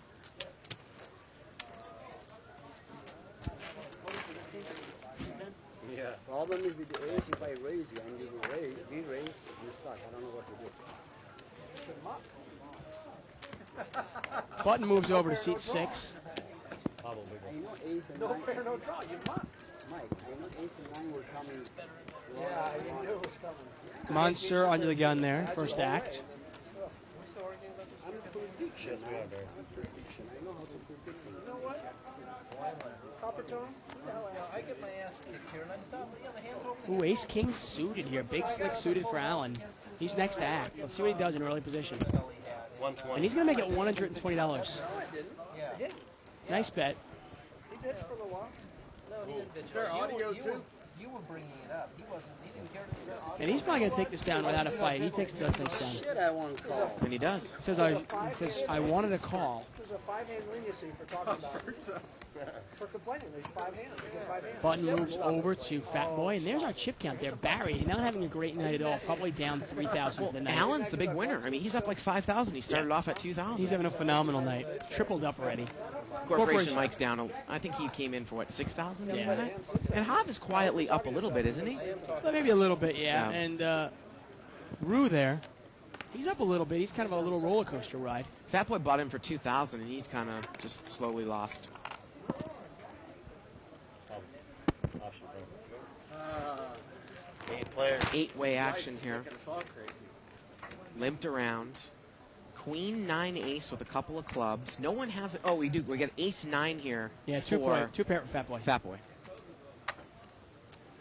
But since Fat Boy really only bets when he has it, is he going to get... He checked it. The turn's a deuce. Boy, Fat Boy loves to trap, doesn't he? He's on the button. Yeah, but it's not like his hand is like... Yeah. I mean, Queen 9, what happens if a 10 falls, a king falls, a jack falls, a club falls?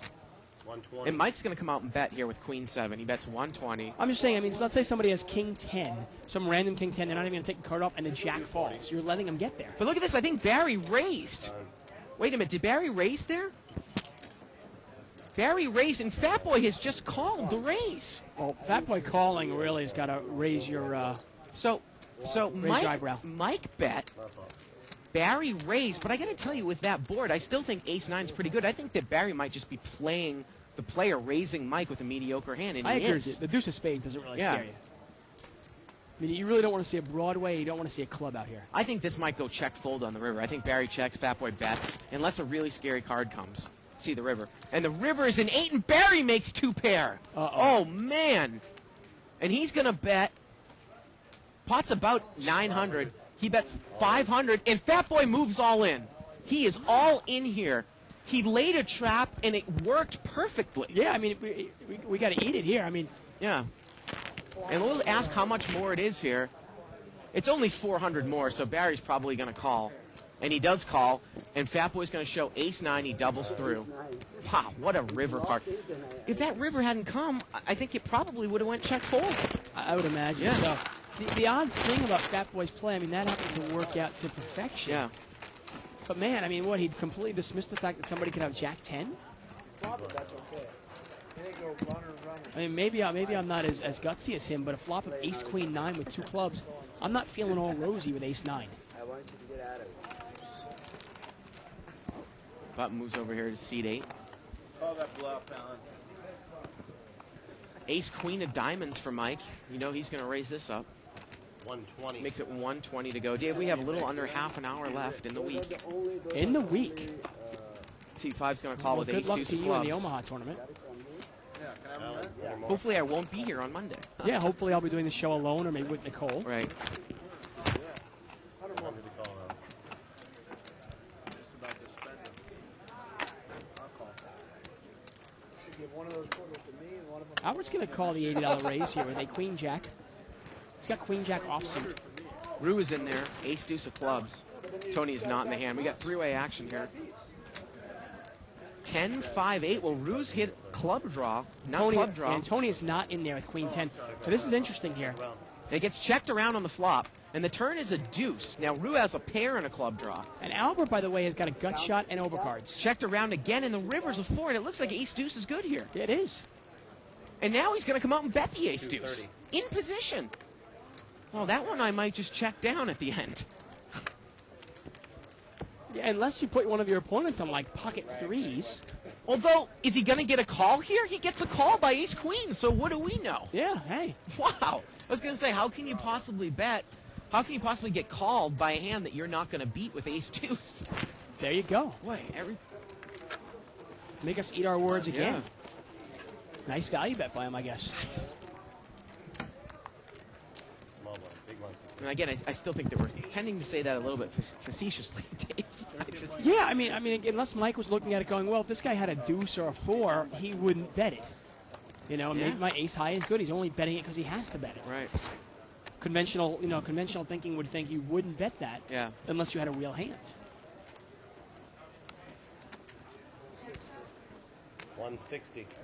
Everybody that's watching Siren on PokerStars, tell her to come over to that other casino tonight. I'll give her some of that money back. Very nice of you. Apparently she's having a tough night at Over on 3060 on Stars. Yeah. Never heard that before. Mike's raised it up here at ace queen. 140. And Barry calls. Made it 140, and Barry's call was 6-3 of clubs. Here we And go. pot's $300. Wow, Barry's picked up a club draw here And a pair. He's got the best hand. Big draw, big hand, big board. Yeah, he's in good shape here. And he's going to check. Mike checks, and Barry bets 500. Wow, 500 into about a $300 pot.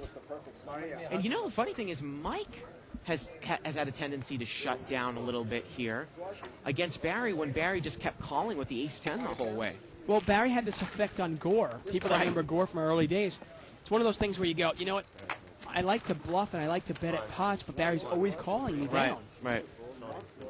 You know, and you wonder if maybe that's part of Barry's plan. Straddle. You know, he kind of takes Mike's biggest weapon out of his hand. That aggressiveness.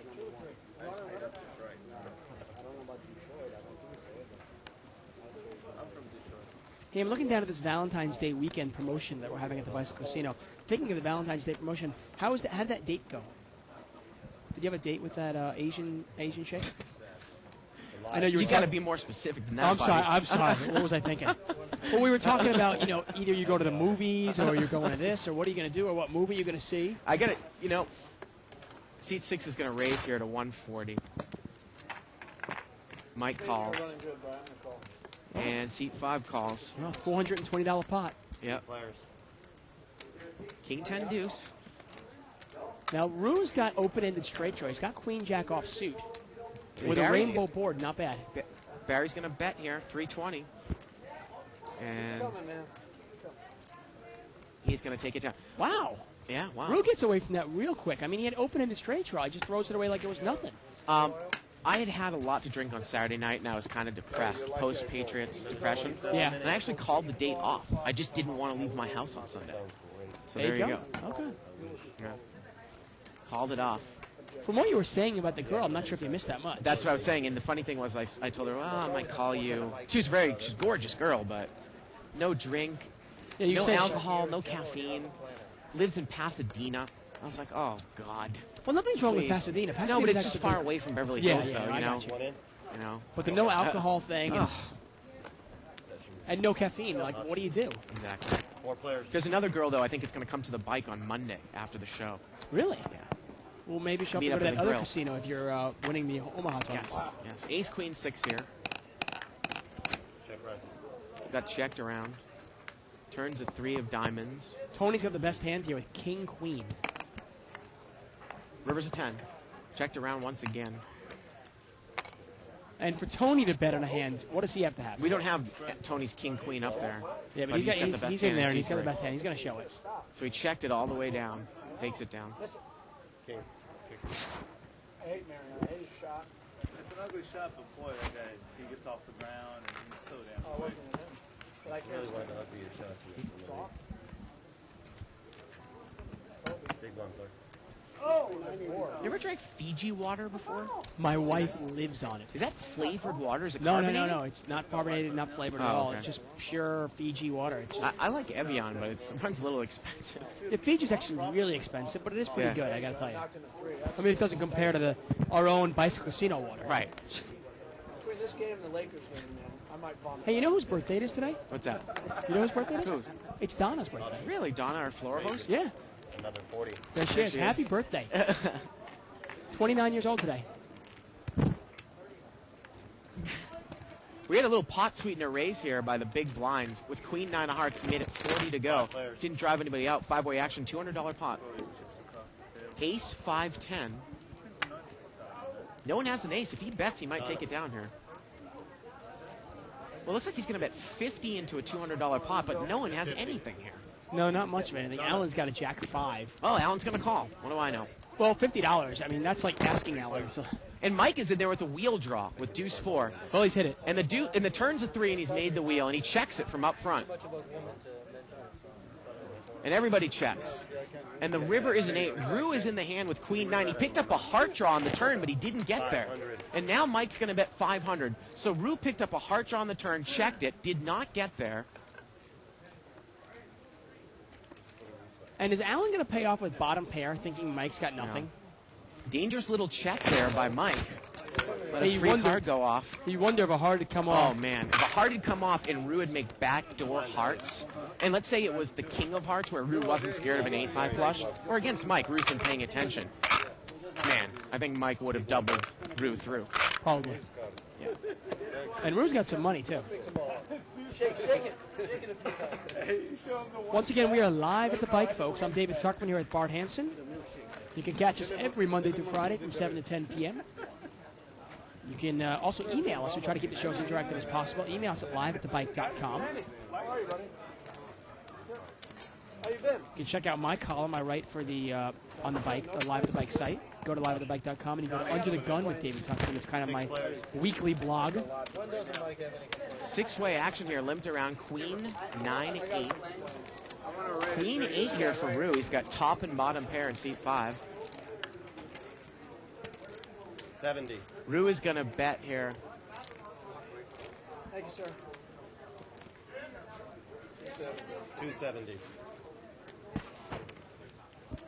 Here. And Barry's going to call here. He's got a weak top pair. Mike, you take 80 now? And we're heads up here. Queen 8 against Queen Deuce. The turn's a 10. Barry's in big kicker trouble here. And you wonder, is there a way that Barry can represent the jack here and get Rue off 2 pair? Well, Rue's going to bet 400, and Barry's going to call. Unbelievable. Barry calling all the way with Queen Deuce. And the river's a king. Neither player have a I jack. mean, what can Barry beat? And it goes check, check. And Rue's going to take it down with 2 pair. Queens and eights. That's good race, Barry. I just don't understand what Barry's thinking there. I mean, when the turn comes out of 10 of spades It's a gut shot. and your opponent bets into you, what can you beat? Big blind five. You know, I mean, you can't beat a jack. You're drawing dead to a jack. You can't even beat a bigger queen. You definitely can't beat 2 pair. You've got Queen Deuce. I mean, I thought maybe Barry was calling on the flop to make a move. But all he did was call, and then the river, he decided to check it down. Can't blame Rue for not going for the value bet on the river, can you? Hey, you won the tournament. That's right. You were telling me you won a tournament in Vegas. Yeah, this is a small tournament. Three-way action here, linked around. Have you been playing Commerce? No, I played last night. Here we go to the flop. I said I haven't played any tournaments. I only played Vegas. Queen 9-7, couple clubs. Check around. Misses everybody there. Hobbs got top Turns pair now. queen.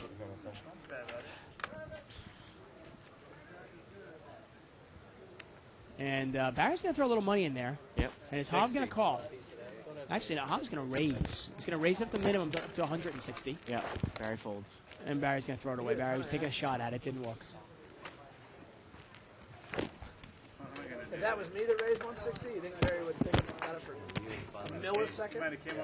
Yeah, and you know what I mean? I got to tell you, I do like Barry's game. Tonight is just not his night, though, huh? Yeah, he's made a couple of plays that were... Such a good player, Barry. A couple of calls down, you just kind of wonder, you know? Yeah. You wonder, you had said earlier in the show, I think they're talking about Brokeback Mountain now. I'm not sure. Have you seen your ring? If that is not a faggot ring, I don't know what the definition of a faggot ring is.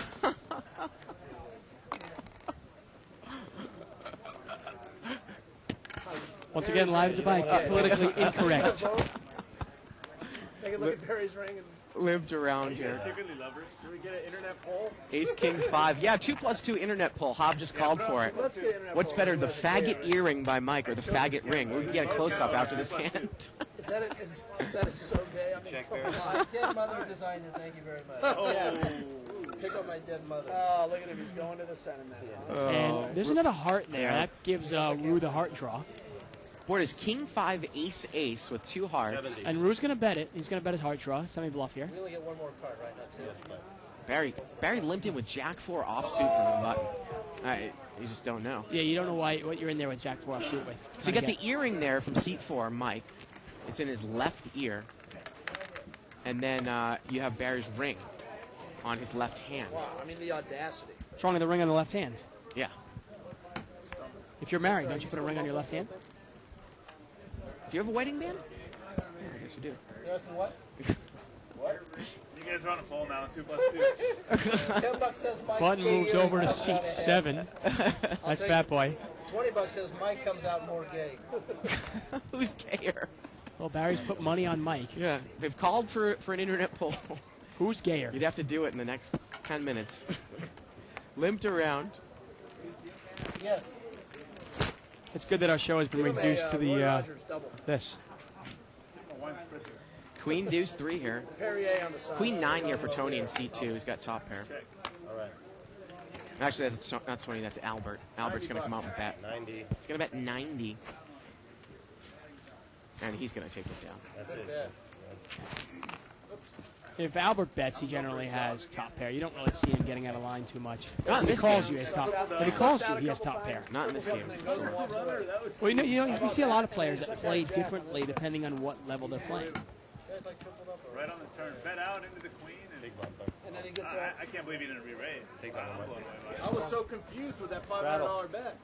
Button moves over here to seat 8. Well, you got to look at what the pot was. It was 100 and something. 4 callers. Yeah, yeah. That's why you bet 500. We have a straddle. And we get a straddle here. Boy, I wonder who's straddling. Seat 4. And he's got 7-5 offsuit. Figuring out Allen could mess with my head.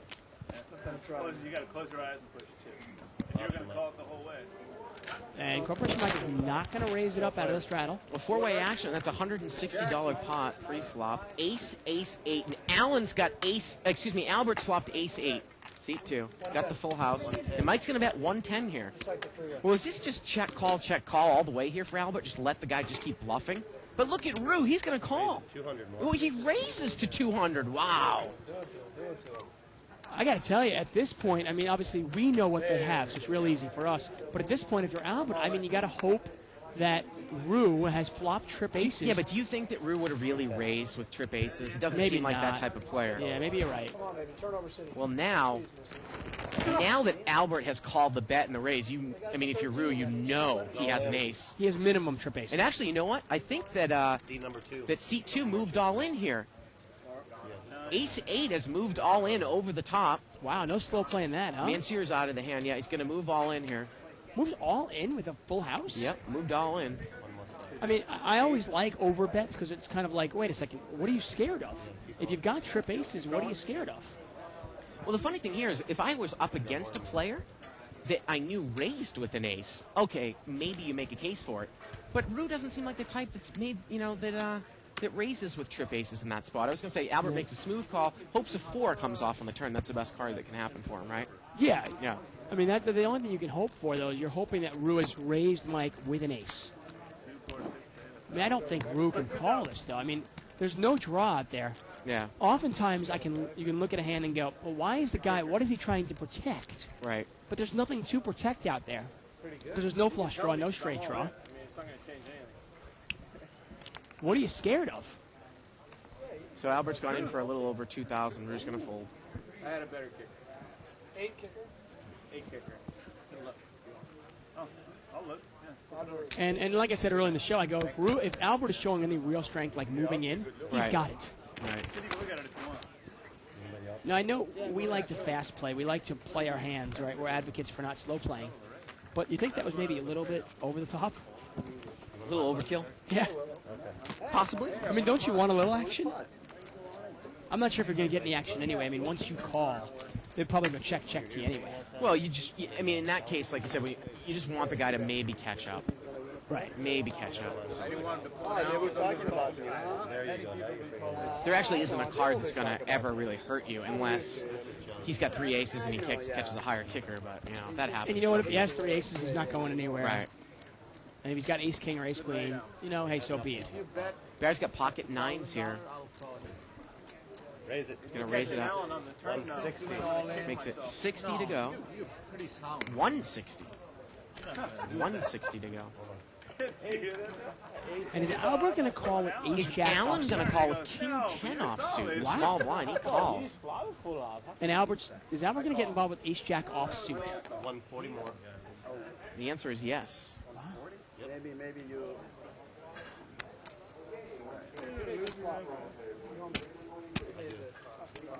What is a good flop? That's the problem. What's the bet? I can't tell you. We've only got about 10 minutes left in our show tonight. You can catch us on Monday. Well, look at Corporation Mike. He's playing Jack 3 of clubs. Here we go. 4-way action. Over a $600 pot.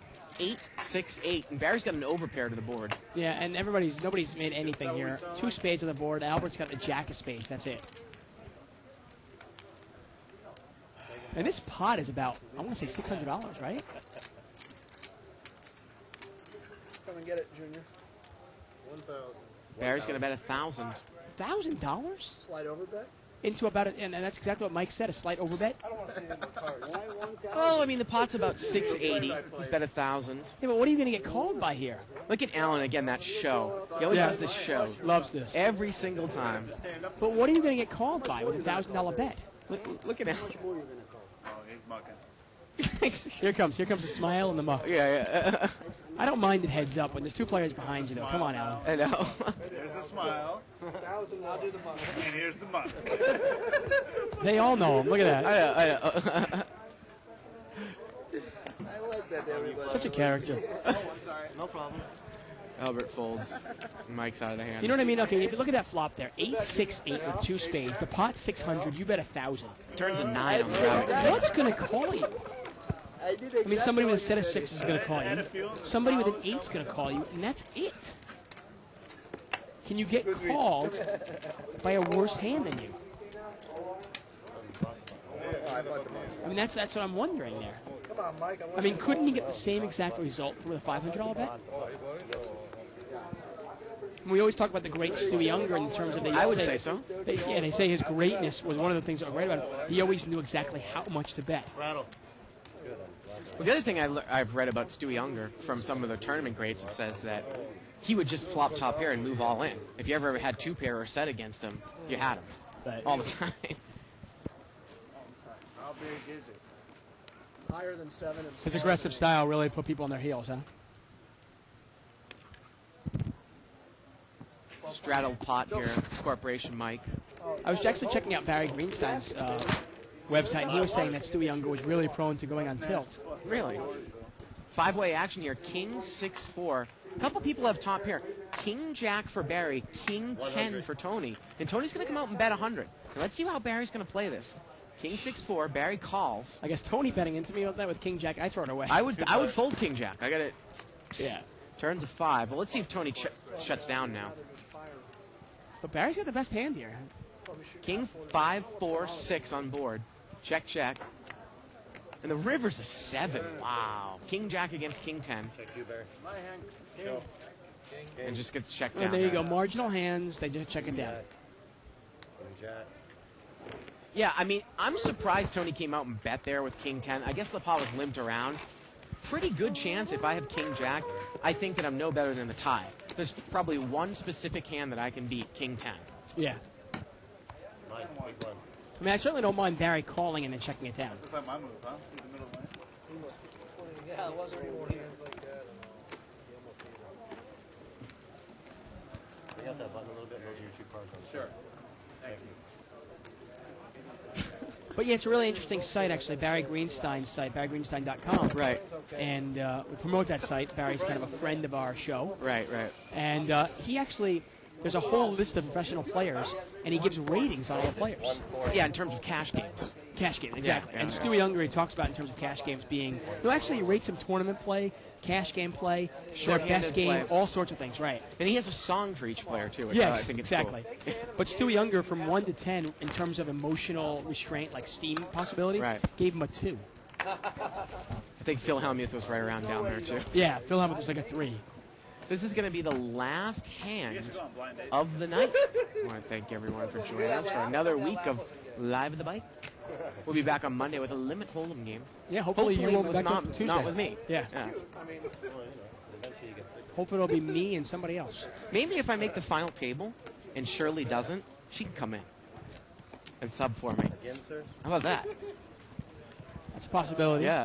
Although she might be at that other casino sweating you, Oh. cheering you on. Option. Maybe we'll send Ray over there to do like a little camera work. Limped around here.